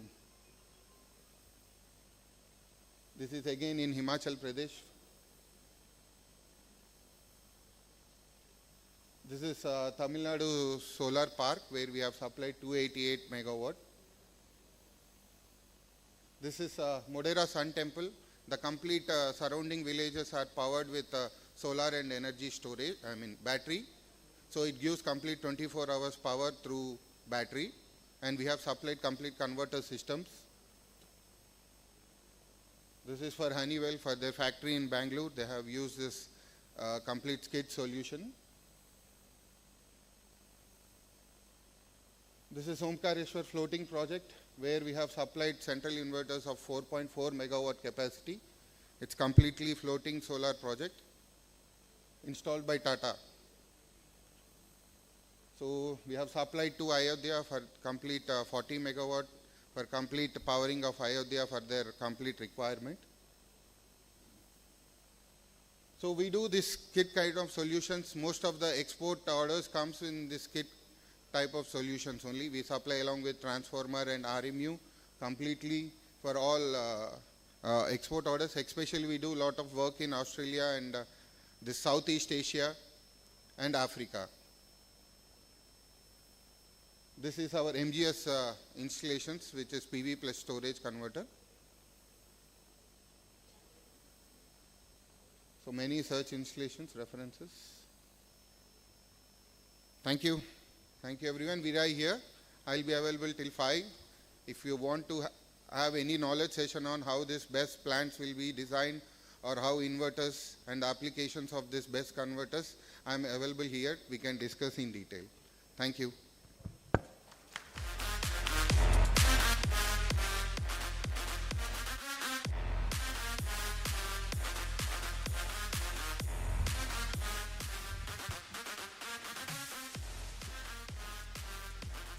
Well, thank you so much, sir, for the presentation. Ladies and gentlemen, now we are moving forward with the next set of discussion. Yes, panel discussion. And the topic is about energy storage for grid resilience, so wind pumped hydro and BESS.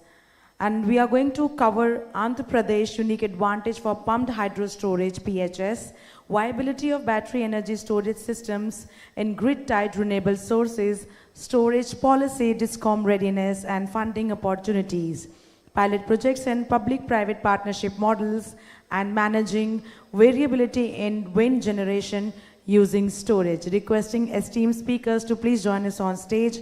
Mr. Bharat Singh, TN Director, Sales and Marketing, India and North Africa, Ningbo Day Inverter Technology Company Limited.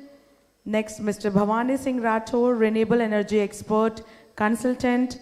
Next, Mr. Balasubramanian Sambasivam, Assistant Professor, Mahindra University. Dr. Kanan Balaraman, Technical Advisor, Green Energy, Indusol Solar Private Limited.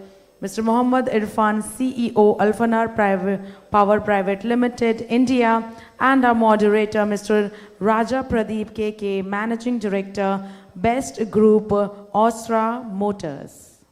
Ladies and gentlemen, please welcome our next speakers who have already joined us here and moderator for this session. Over to you, sir. Thank you for joining us.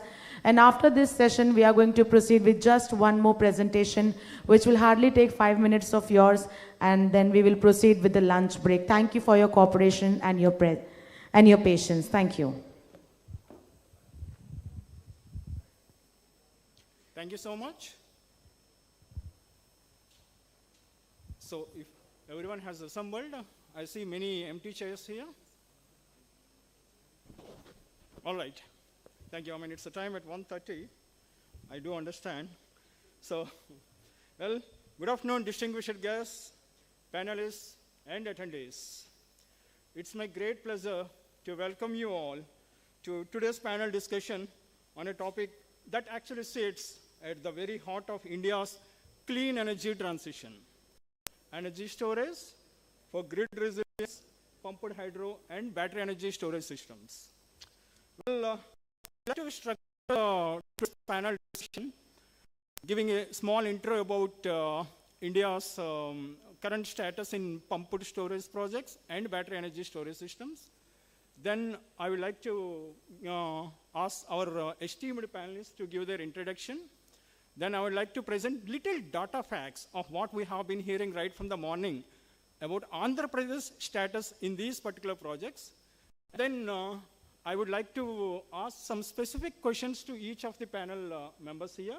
Then I would ask some general questions to the panel members. I mean, anyone can answer that, right? And I would like to discussion every should be a springboard for action for all the attendees also, so that, I mean, you would be giving various inputs and the suggestions to India, as well as, I mean, particularly the government of Andhra Pradesh, as far as the policy, initiatives, technology interventions, partnerships, global as well as local, etc. things have to be focused on, right? So let me present a small intro about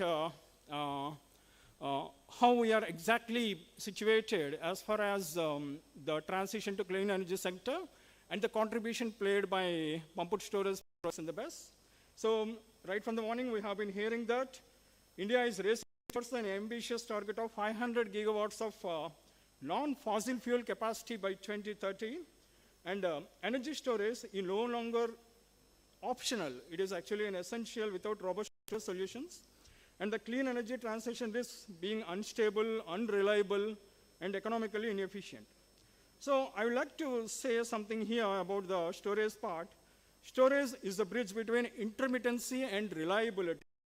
It is what transforms gigawatts of solar and wind into firm, dispatchable power, ensuring our grids are resilient, especially during peak demand and extreme weather events. So why this topic is very important today. Today, India is at an inflection point. I mean, we already have near about 200 gigawatts of renewable energy capacity. Our grid operators and discoms challenges of frequency imbalance, curtailment, and ramping constraints. You might have seen the kind of power prices that have gone down between May 23rd and May 25th recently.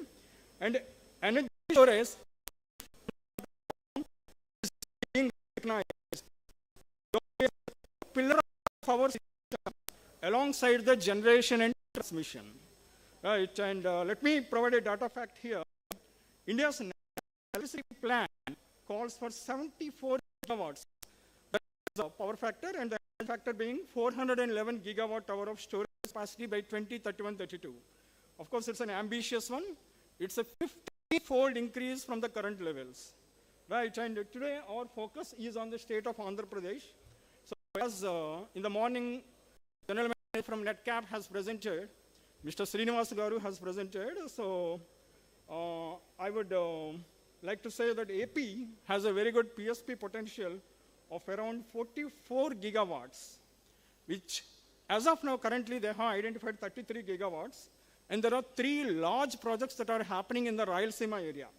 I think it is Pinnapuram project by Greenco Group, 1680 megawatts, and Gandikota project, 1000 megawatts by JSW Energy, and Chitravati, 500 megawatts by Adani. Right, so what are we aiming to discuss today? The organizer has actually already presented that AP's strategic aids in pumping hydro and how it can drive national energy resilience, the viability and scalability of the BESS in grid-tied solar applications, and as far as the policy, regulation, DISCOM readiness, what is enabling and what is hindering.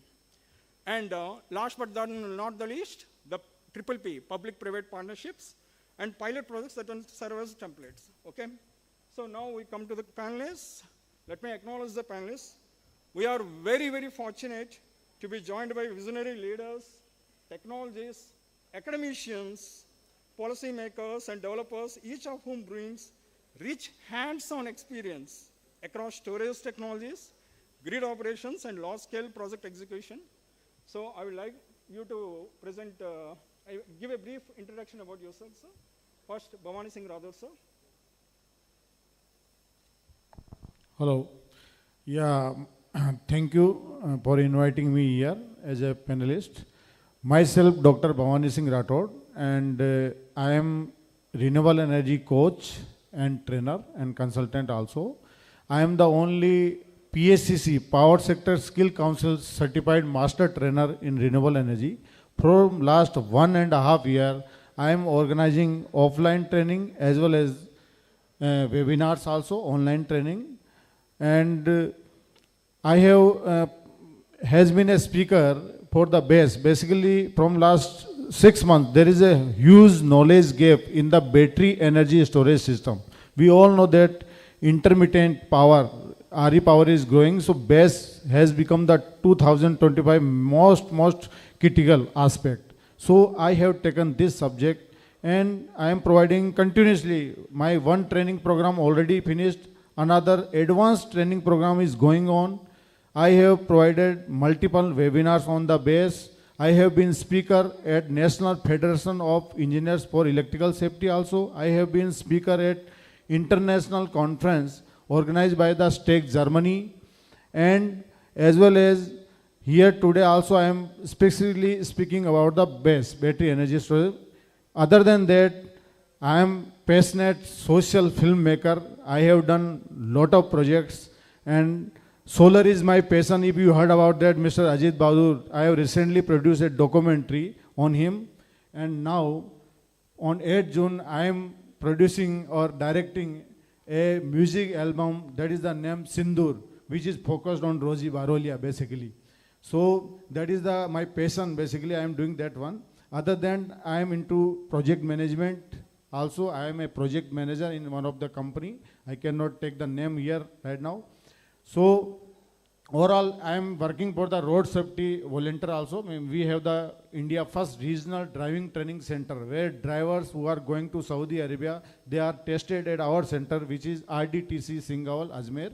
So these are the things, and so my training is my passion, training and coaching, as well as filmmaking as a passion, as well as road safety as a voluntary. I am contributing for our own NGO, Rajasthan Sadak Sursha Society, and I am the mentor of Rosie Barolia, who is a social activist and doing great things for the women empowerment, trans rights, and other marginalized people.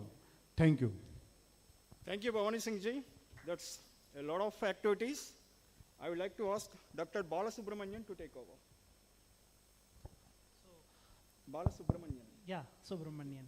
So I'm Dr. Balasubramanian. Currently I'm working as Assistant Professor at the Center for Sustainability at Mahindra University. I did my PhD from Indian Institute of Science, Bangalore.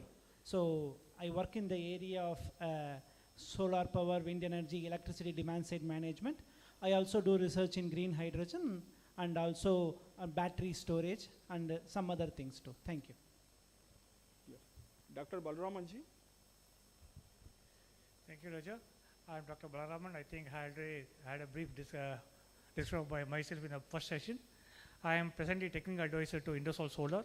They are setting up 20 gigawatt of integrated manufacturing, for which they are going to give the clean supply.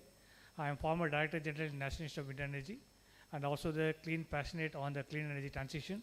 I have prepared a course material for the clean energy transition. That's one area, a lot of myth is there, and also the buzz are there. This need to be done. Thank you, Balramanji. I'm sure we will learn a lot of insights and a lot of takeaways from you today with your vast experience. Now I would like to ask Mr. Bharat Singh to give a brief introduction. Yeah, myself Bharat, and thanks to Industrial Outlook to conduct this event and allowing me to share the dais with such intellectual peoples. I've just gone through about them from yesterday, and everyone are like the doctorates, PhD holders, have done so many achievements in their career. So myself, Bharat, I have 18 years of experience in my career and 6 to 7 years into the solar. I represent a company called Day. It's a Chinese MNC. We are into the manufacturing of the solar inverters, hybrid micro and the string inverters, and also into the batteries. Not just for the residential commercial, we are also into the base container solutions.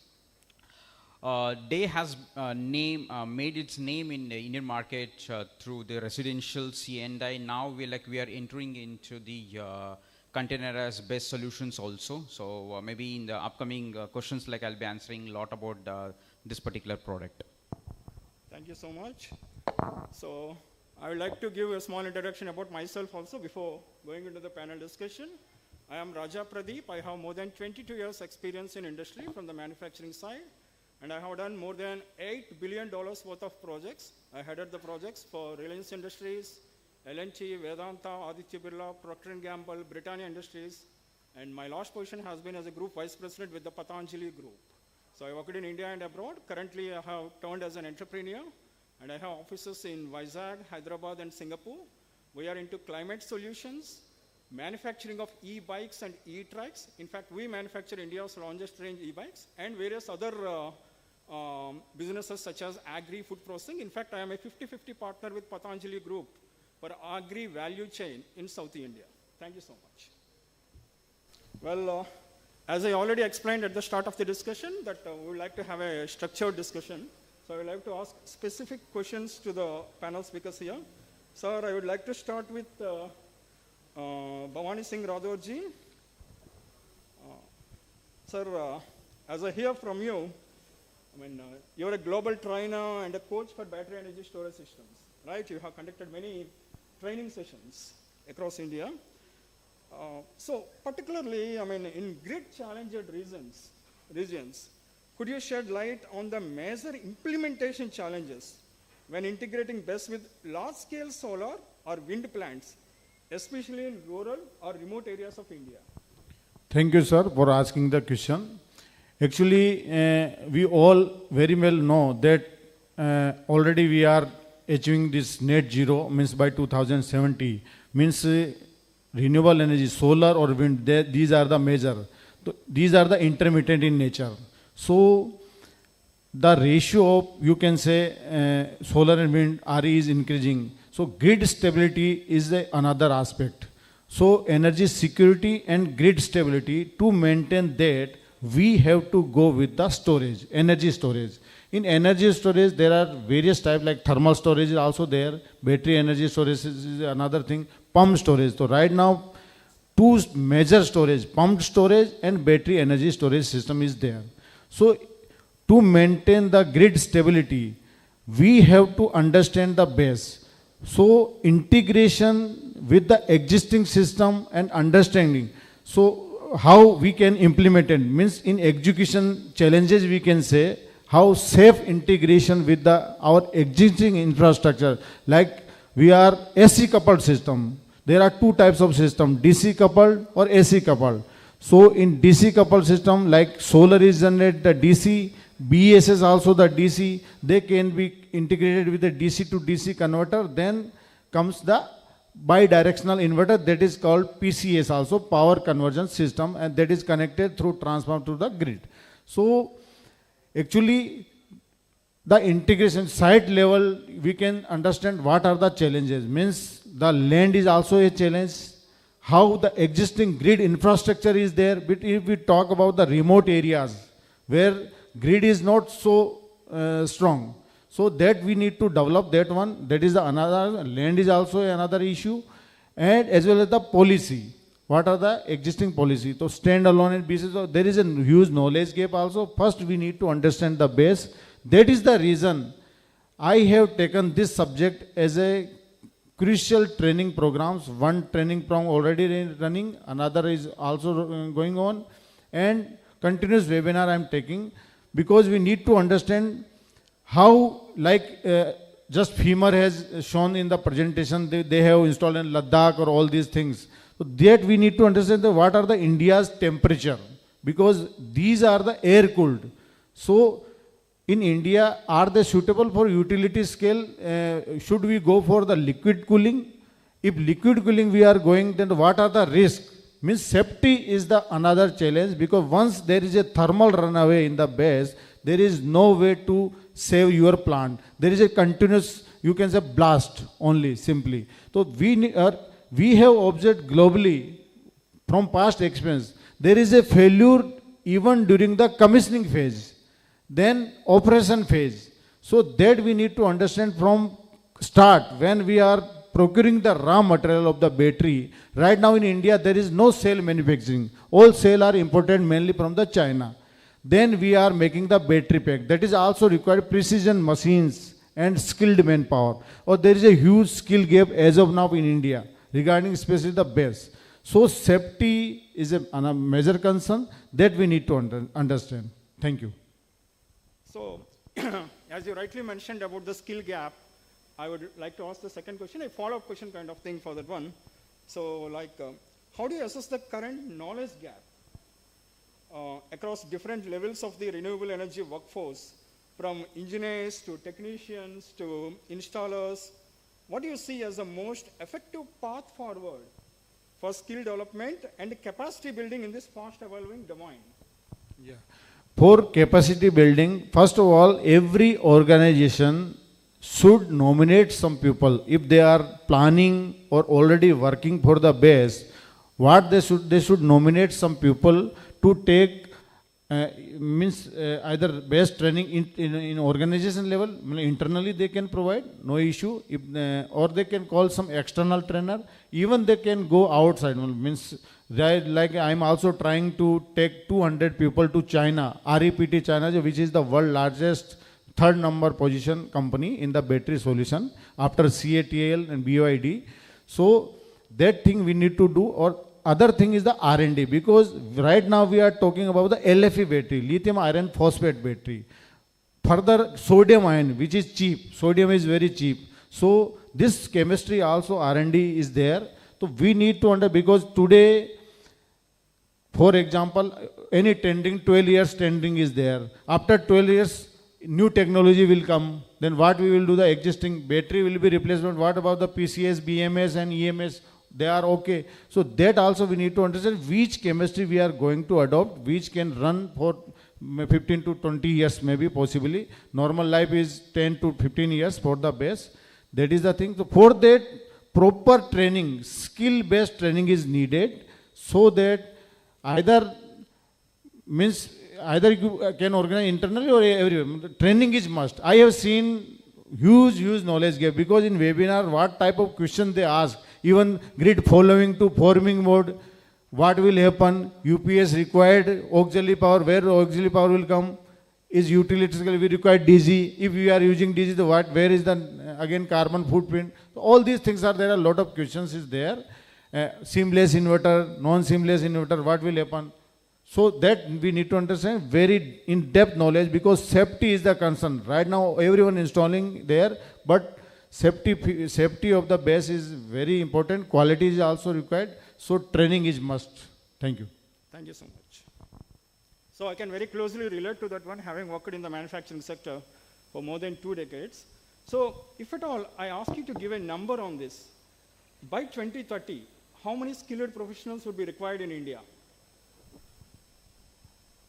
India, right now we know that RE integration is increasing. Solar, other than this PSP also we are doing. Base, that is a more thing. Base we are just coming up with that. So I think for this energy storage system, training is a must. So by 2030, there is a skills gap is there. We can see right now what we are studying. Our education system is very different. What we study, it is not used at the site. Site is left totally different. 80% work is the people management. Either it is for ROW, either it is for the contractors, either it is for the suppliers, or it is with our cross-functional teams. So who are good, 50% role is the people management only. So that is behavior-based skills is also required, as well as the technical skills is also must. So I think still there is a huge gap in the skill. I am not talking about the knowledge. Knowledge that takes from the college, but they are still new. There is a huge skill gap. In an organization, I can say only 10% or 20% people are skilled, 80% are non-skilled. They are working, and due to that there is a lot of rework cost, there are a lot of process improvement cost, lot of delays code. We never discuss about the capital cost due to the delayed. Means a project to be completed, for example, in 2 years, it is completed in 3.5 years.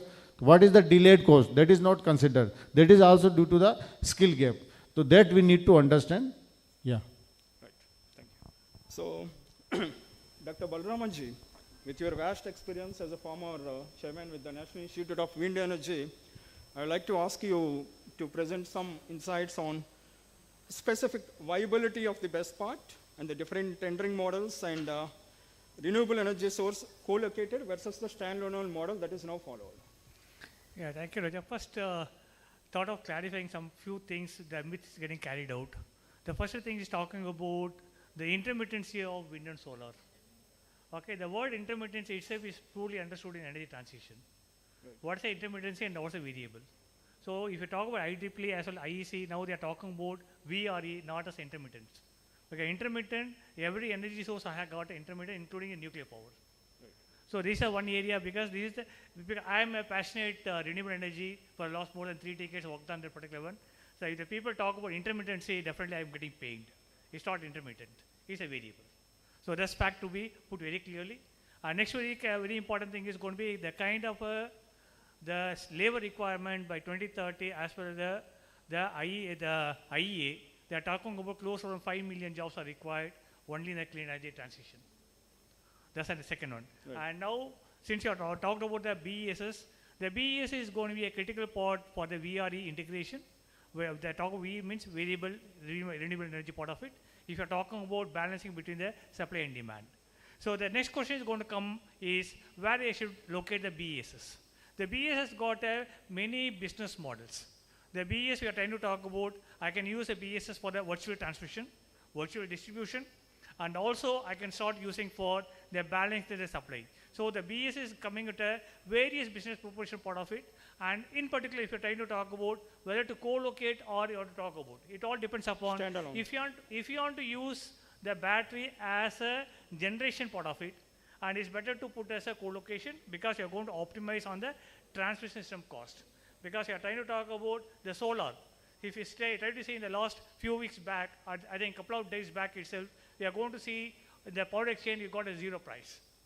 Correct. That's going to happen in the future a long time. So definitely you need to shift the power. We talk energy arbitrage from the daytime to the evening time. So you need to have the BESS to be co-located within the energy source itself. So that's one area when you're talking about the energy arbitrage part of it. And suppose if you're talking about standalone, the standalone batteries has got a very good potential, not only take care of the energy part of it, but also is going to take care of the transmission requirement. I can postpone the transmission requirement, or I can reduce my transmission requirement itself by locating the battery energy at a proper location. That's why you call it a new terminology. We'll talk about the virtual transmission.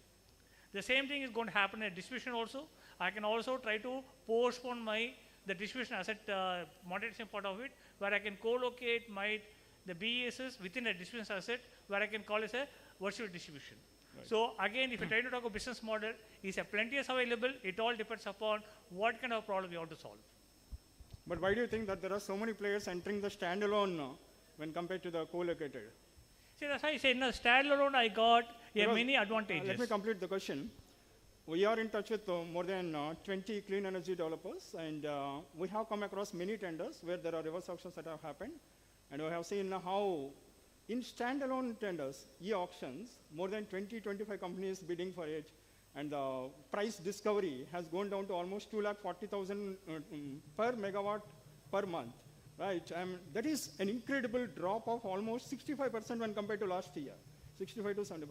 So why there is so much of buzz in the market as far as the standalone is concerned? See, standalone, if you try to talk, most of the standalone is coming along with the utility segment. Right. But utility is going to see the value of the BESS as I stated very clearly, it could be a virtual transmission itself, and also it's going to take care of the balancing of the supply and demand. So on both the segments, utility see the value in the things. That's specifically why for utility focus part of it, they are trying to talk about standalone for the utility segment is a better one. And as a generator, if you want to talk about, it's going to co-locate it. As I said very clearly, the value for the investment is going to be dependent upon what kind of a solution you're going to solve for that. For utility part of it, they're trying to talk about, there are two solutions. One is a virtual transmission, as well as a energy arbitrage. Exactly. Thank you. So now I would like to ask Bala Subramanian. So Bala, with your experience as well as your current role as an academician also, I would like to ask you, I mean, given the increasing penetration of wind and solar, how can energy storage solutions such as BESS as well as pumped storage projects be effectively deployed to manage the variability and ensure grid stability? I just want to, I'm an odd one out here. I just want to start with that, like all are from industry. I don't have any industry experience.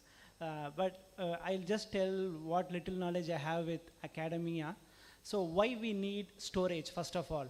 Like, so I just give an example of India. So India have about 472 gigawatt of electricity installed capacity. In that 110 gigawatt is solar.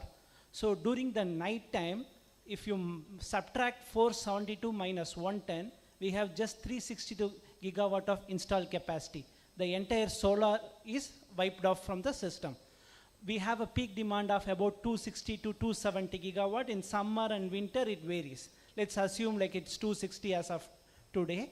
So going forward, not all the 372 is available all the time to manage this demand. So how we are going to manage that? So as Sir said, though variability is an issue, another issue is these systems are not available for most part of the day. For example, solar is not available for 12 hours in a day. So in this context, if we have a pumped storage hydro or a battery storage, it's standalone, it's going to serve us the power to the grid. So basically it's like a mobile phone. So mobile phone, what we do, it's in a small scale, we just charge the mobile phone and use it later. Here, rather than charging the mobile phone, we are just storing in the form of pumped hydro storage or battery energy storage and going to use it in times of high demand and low supply. So that's the way, like also when we have like high variability, managing the supply and demand becomes very difficult. So one thing I just want to remind everyone, like if you remember 2012, July last, 31st and August 1st, India faced the world's largest power shutdown. Like 750 million people in the entire northern part of India did not have electricity. So what happened? We did not manage the grid properly. So we need have effective solutions like in the form of pumped storage, hydro or battery to power the grid when there is low supply and high demand. So just a follow-up question on that. So what do you think, what makes Andhra Pradesh uniquely positioned for the large-scale pumped hydro storage projects? You must have heard that our visionary CM Chandrababu Naidu mentioned that Andhra Pradesh is having the highest potential for pumped storage projects, right? I think it is around 44 gigawatts. Yeah. And how can this potential be harnessed to support the state's renewable energy roadmap? I think AP has a target of around reaching 72 gigawatts by 2030. Yeah. So about PSP. So its all India target is 72 gigawatt. Like India is expected to have 72 gigawatt of energy storage by 2032. In that, AP is going to support 27% of it. And of all the pumped storage hydro in the country, AP has the highest, like about 30 to 35%, depends on the different sources. 30 to 35% of all India's pumped storage is from AP. So what makes AP as a unique in pumped storage hydro? Basically, it's topography. What you need for pumped storage hydro.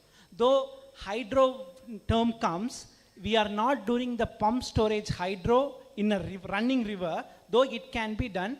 Basically, we are doing the pumped storage hydro. What we need is we need two reservoirs. What is a reservoir? A place to store water. One at the higher level, another at the lower level. So what we do when the demand is, like first we start from the lower reservoir. When the demand is low, supply is high, we pump the water using the electricity from the grid or other sources and go to the higher reservoir. And then when there is a high demand and low supply, we pump the water again down to generate the electricity. So basically the topography and the nature, like a hilly terrain of the different parts of the AP, makes it uniquely positioned to exploit large amount of pump storage potential in the country. Oh, thank you. So I would like to mention one fact here.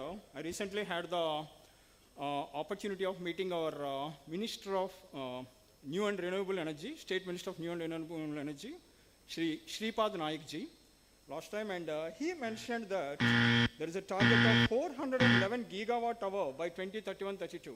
That's the energy storage, wherein the split is 175 gigawatt hour from PSP and 236 gigawatt hour from BESS. Yeah, that is gigawatt hour. This is gigawatt. Yeah, I know the power factor and the energy factor. Exactly. Right.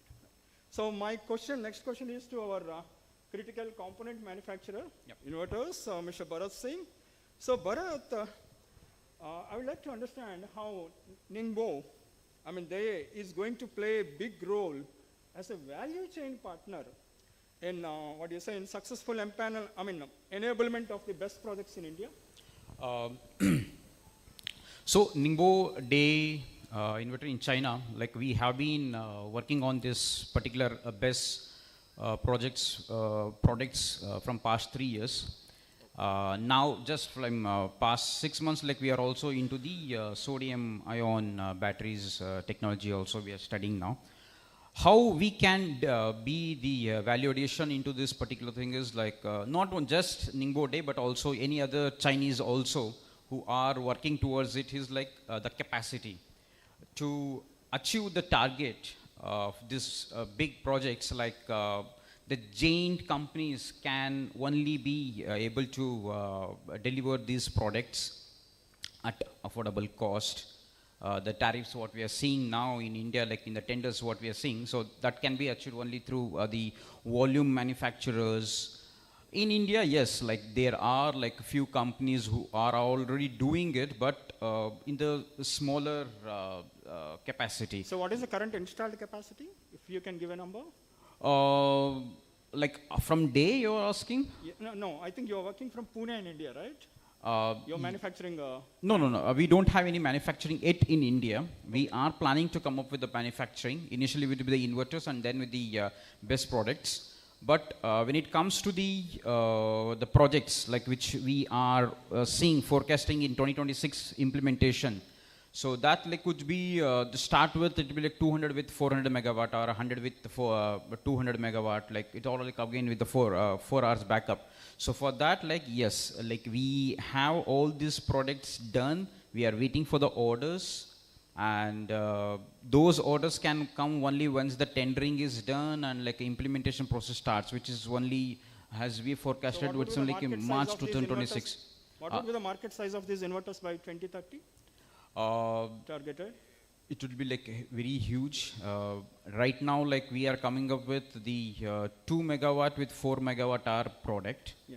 But now in future, it would be like with 5 megawatt with the 10 megawatt hour battery capacities. Okay. In 40 feet container, it would be like 10 megawatt hour battery. Again, it would be with the sodium ion technology, not with the lithium ion. Okay. Again, on the not cost, if you see. So right now, like we are able to see 2 megawatt or 3 megawatt central inverters. The same concept we are putting up with the PCS with the MPPT technology into the hybrid concept. So the PCS plus MPPT will be like a 5 megawatt and 10 megawatt hour would be the container solutions. Okay. In terms of cost, what would be the percentage of this component and the overall BESS?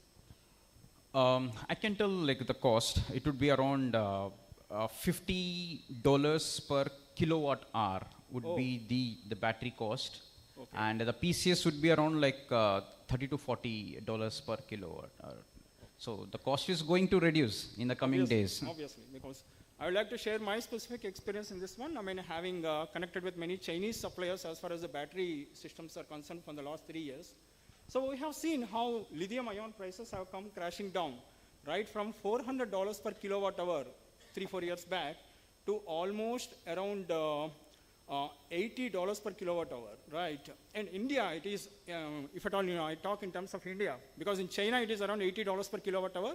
And I recently heard that CATL and BYD are executing a project in Saudi Arabia, wherein the battery prices, the best prices have come down to $55 per kWh. And when I connected with many clients in India who are currently going to execute BESS projects, they said that they are executing it at $140 per kilowatt hour, and the projects will get viable only if at all we are able to bring it down below $100 per kilowatt hour, and $80 per kilowatt hour is the best price point at which the BESS project will become very much viable, returns on investment. Thank you. So, Bhavani Singh ji, yeah. Please add, sir. I am adding something regarding you are talking about $50 per kWh. It is the battery pack, either battery module or battery pack. In May 2025 only, this 50% cost reduction of the lithium due to the battery pack cost. Otherwise, if we talk about base, complete base, its cost coming around, you can say in INR I speak, it's coming around 12,000 to 16,000 or 18,000 in India itself. So REPT China is means they can supply 9,000 rupees per kWh, complete base solution. And whatever you are talking about $55 per, that is only the battery pack. There are other items also like fire protection system is there, EMS energy management system is there, and BMS battery management system is there, container is there. All these things are also included in that. So yes, cost continuously will come based on the price of the lithium, and when we will go the further chemistry like sodium ion or whatever, the cost will come continuously because there is a competition. Yeah. So definitely I would like to add one thing here. So the prices are definitely going to come down much more significantly here. Why? See, these kind of prices, I mean, we need to talk them in terms of the scale. So the kind of scale that CATL and BYD are executing are at a scale of around 1.5, 2 gigawatt hour in a standalone kind of thing when compared to 150 or 200 kind of thing in India, right? Number two is, when compared to India, there are innovations like they have already ventured into sodium ion batteries, flow batteries, and even CATL and BYD has come up with blade batteries also. So they are applying blade batteries for the BESS. So I would definitely expect the price advantage to get shifted to India also. So just building upon that one, Bhavani Singh ji, so with these battery prices reducing and more tenders being released, what are the most promising business models or strategies for developers, EPCs, I mean engineering, procurement and construction companies, and MSMEs to adopt best solutions at scale? Yeah. Thank you. Base, actually, first of all, we need to understand what is base or how the revenue generation from the base. One thing sir also told, that is the arbitrage benefit. What is the arbitrage benefit? In daytime, solar time, we charge our battery and discharge during the peak hours. Means during solar, the rate of grid also, that is 3 rupees, 2.5, whatever, like that. Or with solar also we can charge 2.5 rupees per kWh, but during peak we can earn 7 to 8. There is a 5 rupees difference. That is the one thing. Another thing is a still market to be developed in India. That is the ancillary market. That is called ancillary market, where frequency support, voltage support, all these services to be given to the grid. And regarding this pumps, flow batteries you are talking, these called the long duration storage. Either flow battery or pump storage also come in the long duration storage. Base is the short duration, you can say up to 4 hours or maximum 6 hours. And pump storage, all these all come in the 10 to 12 hours basically. Flow battery also come in that one. So we need to understand this one. So by understanding this revenue generation model, how we can earn the revenue from the base, all EPC or you can the developer, they can adopt this technology not only with the already CA has given this guideline, 10% is mandatory energy storage with any new tenders, which will go up to 40% by 2028. And another thing with other customer, you can say, who are using 85% renewable energy for their captive use. There is a ESO, energy storage obligation is already there. Right now in 2025-26, it is 1.5%. If you are for captive use, you are using complete renewable energy 85% and above, then you have to comply that one.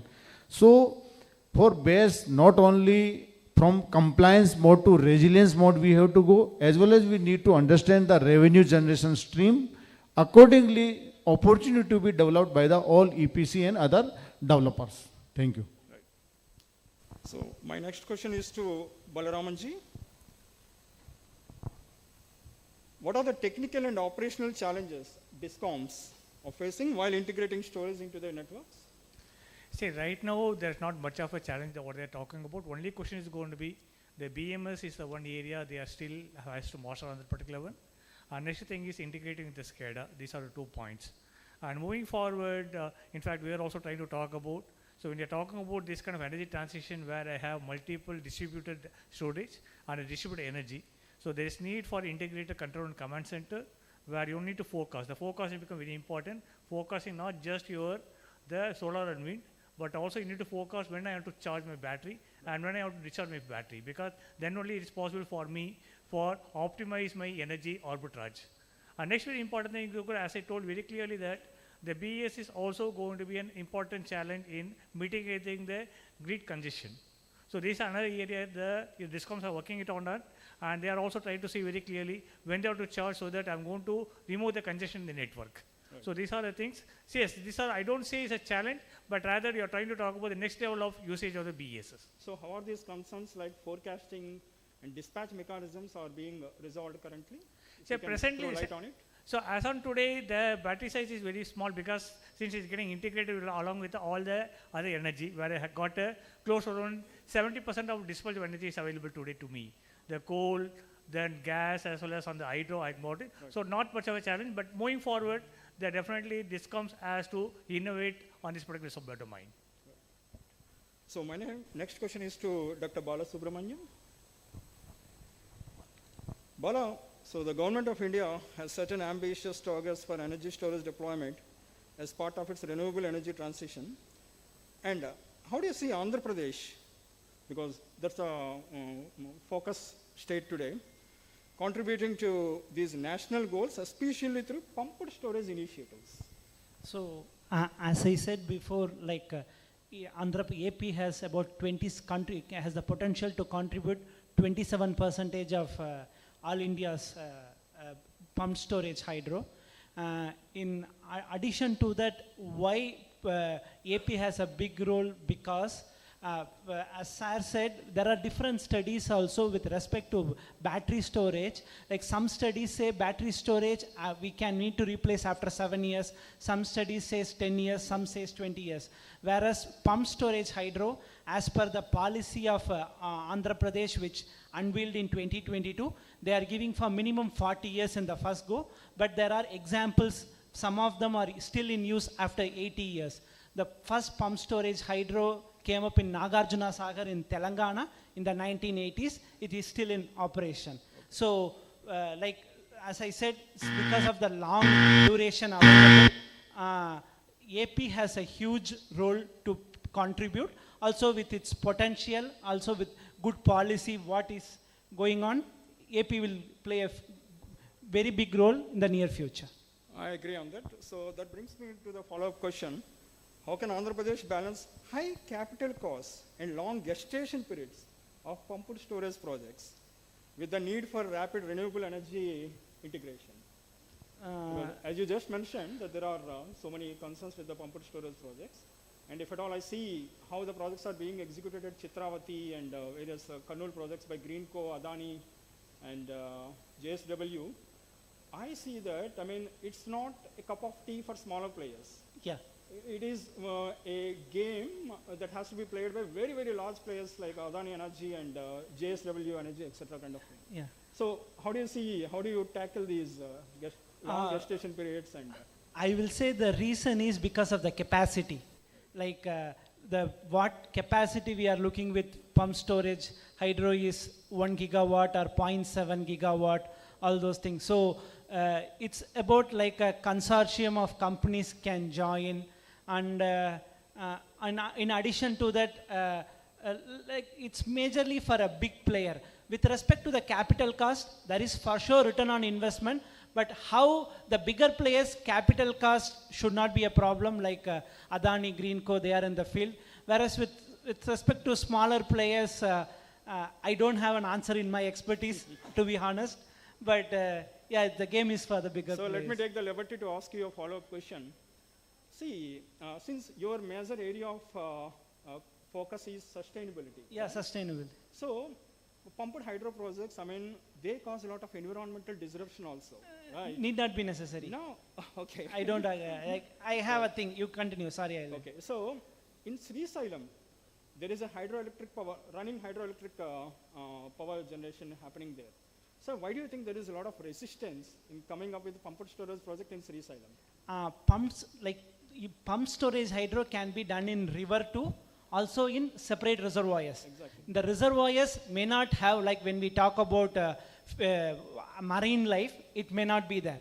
With respect to the environment, like we need area, like without area we can't do. Even I have seen in last year, there was a problem with a tribal area. I think that's what it's Srisailam. Yes. Yeah, yeah. So same problem is there in Paderu, Araku Valley also. Okay, that problem is there. But the thing is, we need, since we are looking for hilly terrains, the topography thing when we talk about, some of the forests we're going to encroach, for sure. That may happen, but always there is a compromise. Like when we are, since we are talking about net zero is not completely zero. Like we are emitting something and compensating from somewhere else. So it's same way, like it's a trade-off. See, the reason why I ask you this question is, if we deeply introspect, if you compare the pumped storage projects with the BESS is always marred by technology advancement. 2 years later, there will be different technology from China. 3 years later, there will be much more 10x different kind of technology from China. It is very, very difficult to keep abreast with the pace of the technological advancements. But pumped storage project, the technology advancements happen once in a generation, once in 2 generations kind of a thing. So why do you think that there is a lot much of buzz happening in BESS when compared to PSP? The thing with what they are looking in BESS is the energy density. If they are able to achieve good energy, then basically what I'm telling about energy density is storing lots of amount of power in a small space. If they are able to achieve that, like if we are able to achieve a huge amount of energy in a small space, then BESS is the best solution. Whereas if you see, we need a huge acres of land here. Also, though we say, like BESS also has problem with environment, but with pump storage hydro, the technology is like not a novel technology. It was there always, but that's the only thing I will say. It's about the energy density. If they are able to achieve a high, good efficiency in energy density, then... Yeah, currently, I mean, PSPs are cost economical when compared to BESS. Yeah. Right. As far as the continuity of that particular system is also concerned, I mean, PSPs are more preferred. But it's a game of the bigger players, game of deep pockets. Exactly. Right, sir. You want to add something? See, one important thing in the pump storage is the inertia. That specifically now it is not just BESS versus PSP, it is a BESS and PSP.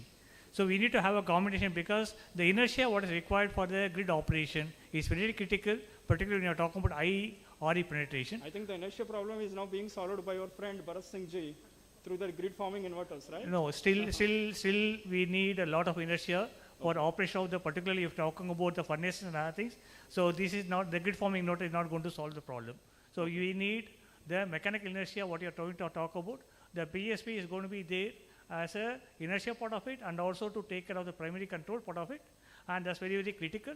And then you're trying to talk about on the cost and other things. If you talk about PSP, if in the last 1 decade, the technology has the leapfrog in the PSP also. Now we have got the variable speed drives are there, which is going to have a precise control. All this is coming out. Right. Thank you, sir. Actually, we are not discussing the ramp rate. Actually, PSP is from 1 second to minute. Okay, ramping. You can say ramping cycle. While BS is the second to millisecond to second. Fast ramping is there. how grid, it is connected with grid, there is a algorithm, EMS is there. Once there is requirement, within millisecond, it start ramping. While in PSP, it start from minutes, okay, seconds to minutes. So this is the time gap is there.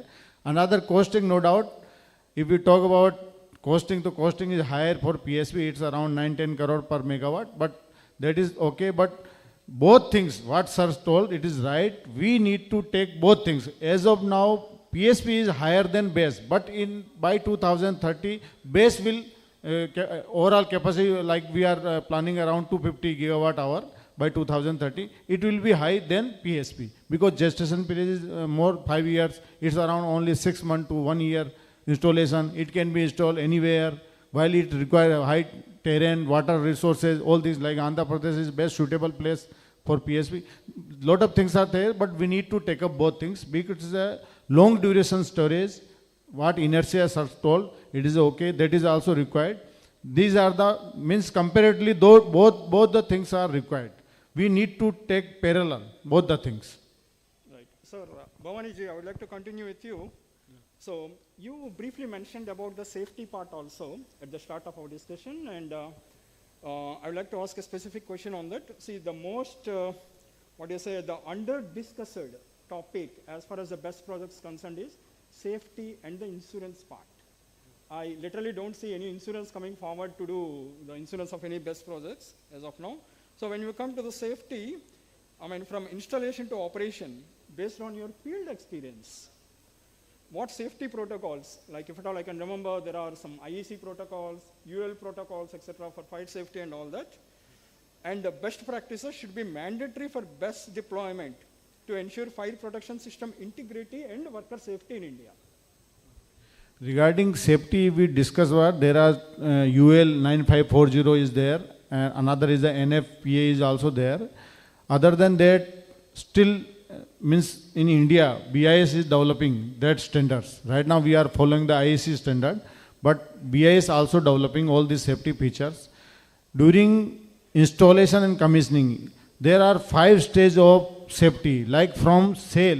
If we discuss about the battery cell, where cell temperature is there, voltage is there, then how we are taking the active voltage balancing, you can say active balancing and passive balancing. There are 2 things. So what type things we are doing here, or we are going both the balancing is there. Because if voltage will be high and we cannot control that one, there will be thermal runaway which cannot be back on. There will be blast only, simply. Then again the BMS, battery management system. Are we using advanced BMS or local BMS? That is also another thing. So that is the thing we need to do. Or during installation, like manpower you are telling, they need to train first how to install the things, how to integrate that. Even commissioning, there are failures. There is a records already. Globally we see. So during commissioning also we need to take the things, how we are doing that one. There will be proper monitoring of the parameters, battery cell voltage, each cell voltage. Then another is the fire protection system is there. That is also we need to see how it is, or cooling. Cooling is also another thing, like lithium is very sensitive to the liquid cooling, for example, where you are using the glycol and DM water mixing. So that is also another thing. So overall we can say, first we need to understand, we need to train our team who are installing the system. What is the base, what safety precautions we need to take, and during commissioning phase also. Once there will be trained people, skilled people will be there based on the experience, then only proper installation will be there, as well as proper commissioning will be there, and during operation phase also there will be no such safety hazard. Recently we have seen there is a complete blast, because there are container to container, 20 feet container is there for 5 MWs. Once there is a thermal runaway in one container, all container blast continuously, or there is no fire extinguisher can be used in this case. So that is also we need to understand. Right. So with that we reach at the conclusion stage. Sir, if at all I ask you, each one of our panel members, to give some way forward suggestions what Andhra Pradesh should do in the area of PSPs and BESS, what would be your...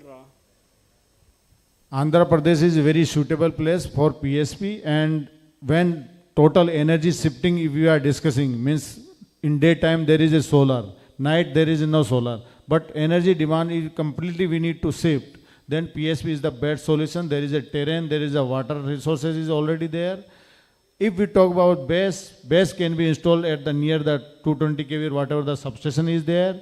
Remote area, we can install that one. For frequency regulation, like we need to feed active power for frequency and reactive power for voltage support. That for voltage support and frequency support, we should go with the base. And for complete energy shifting, we should go for the PSP.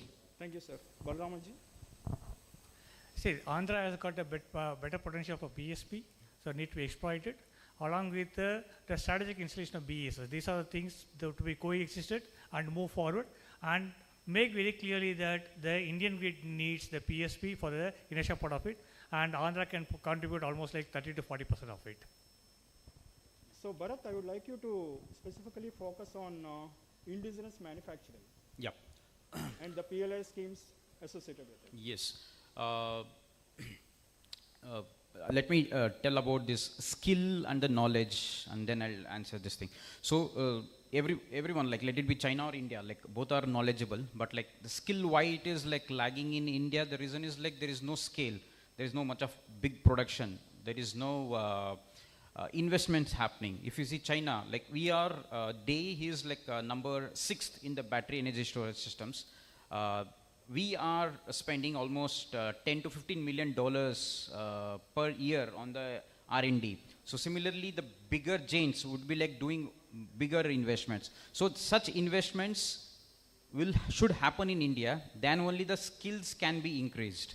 So is it possible to do that way? The best is like end up the dispute between the borders of India and China, or the political issues, allow Chinese to come and put up manufacturing in India, instead of we people going and getting trained and coming and doing nothing here. Let them come here, trainers, like let the skill improve in India. So that is how like we can see making India products more into these best projects. Right.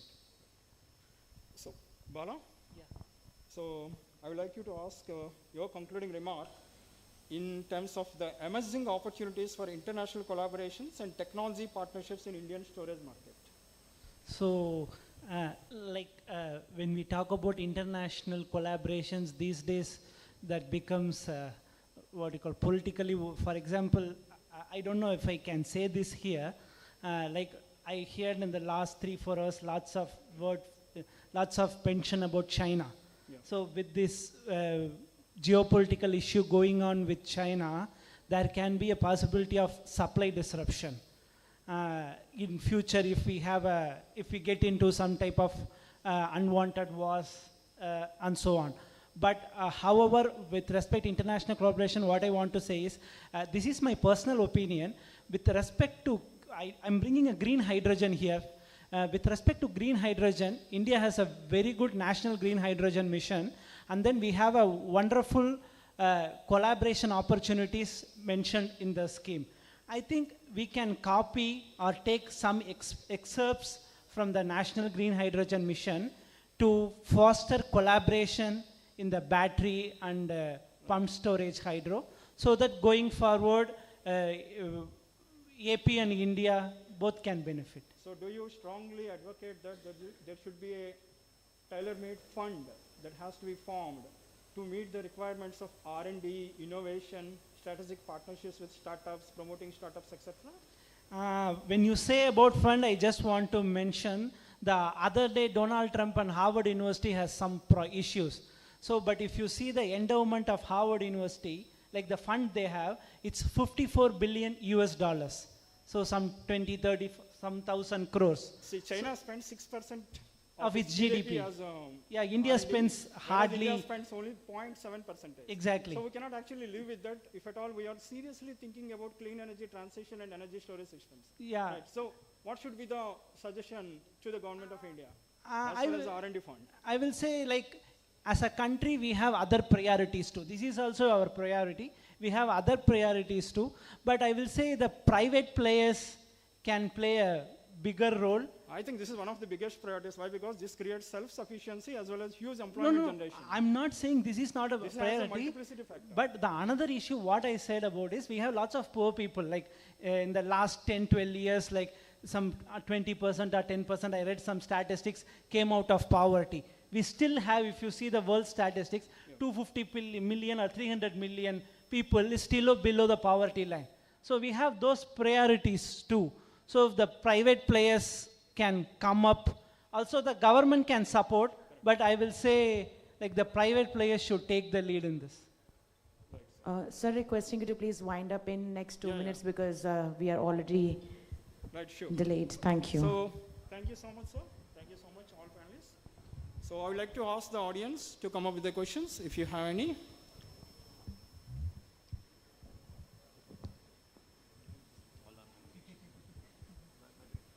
No questions? Okay, thank you so much. All right, thank you so much. Now It has been a requesting very Mr. insightful session. Hope everybody is having some key takeaways from this session today. Thank you. Well, thank you so much, sir. Now requesting Mr. V. Narayan Babu to please come up on stage for presenting the mementos to our esteemed speaker and the moderator for the second session of the day. First to Mr. Bharat Singh TN. Congratulations, sir. Sir, please come forward and receive your memento. Everyone, at least let's have a huge round of applause. Next, Mr. Bhavani Singh Rathore. Please, sir, come forward.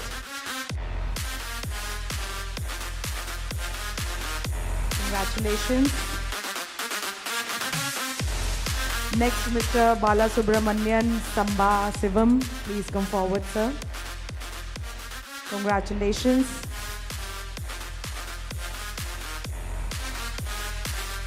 Next, Mr. Mohammad Irfan. Please come forward. He's not here? Okay.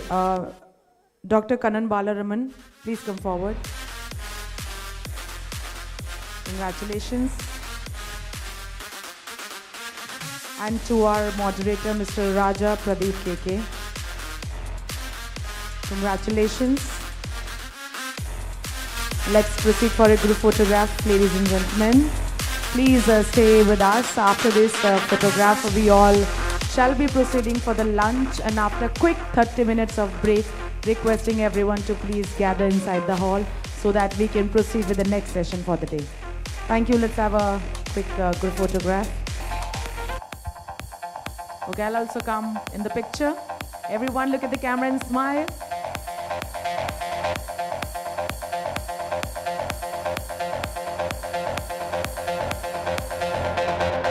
Thank you so much, gentlemen. Have a great time ahead. Have your food and please do join us by 3 p.m. sharp inside the hall. Thank you so much.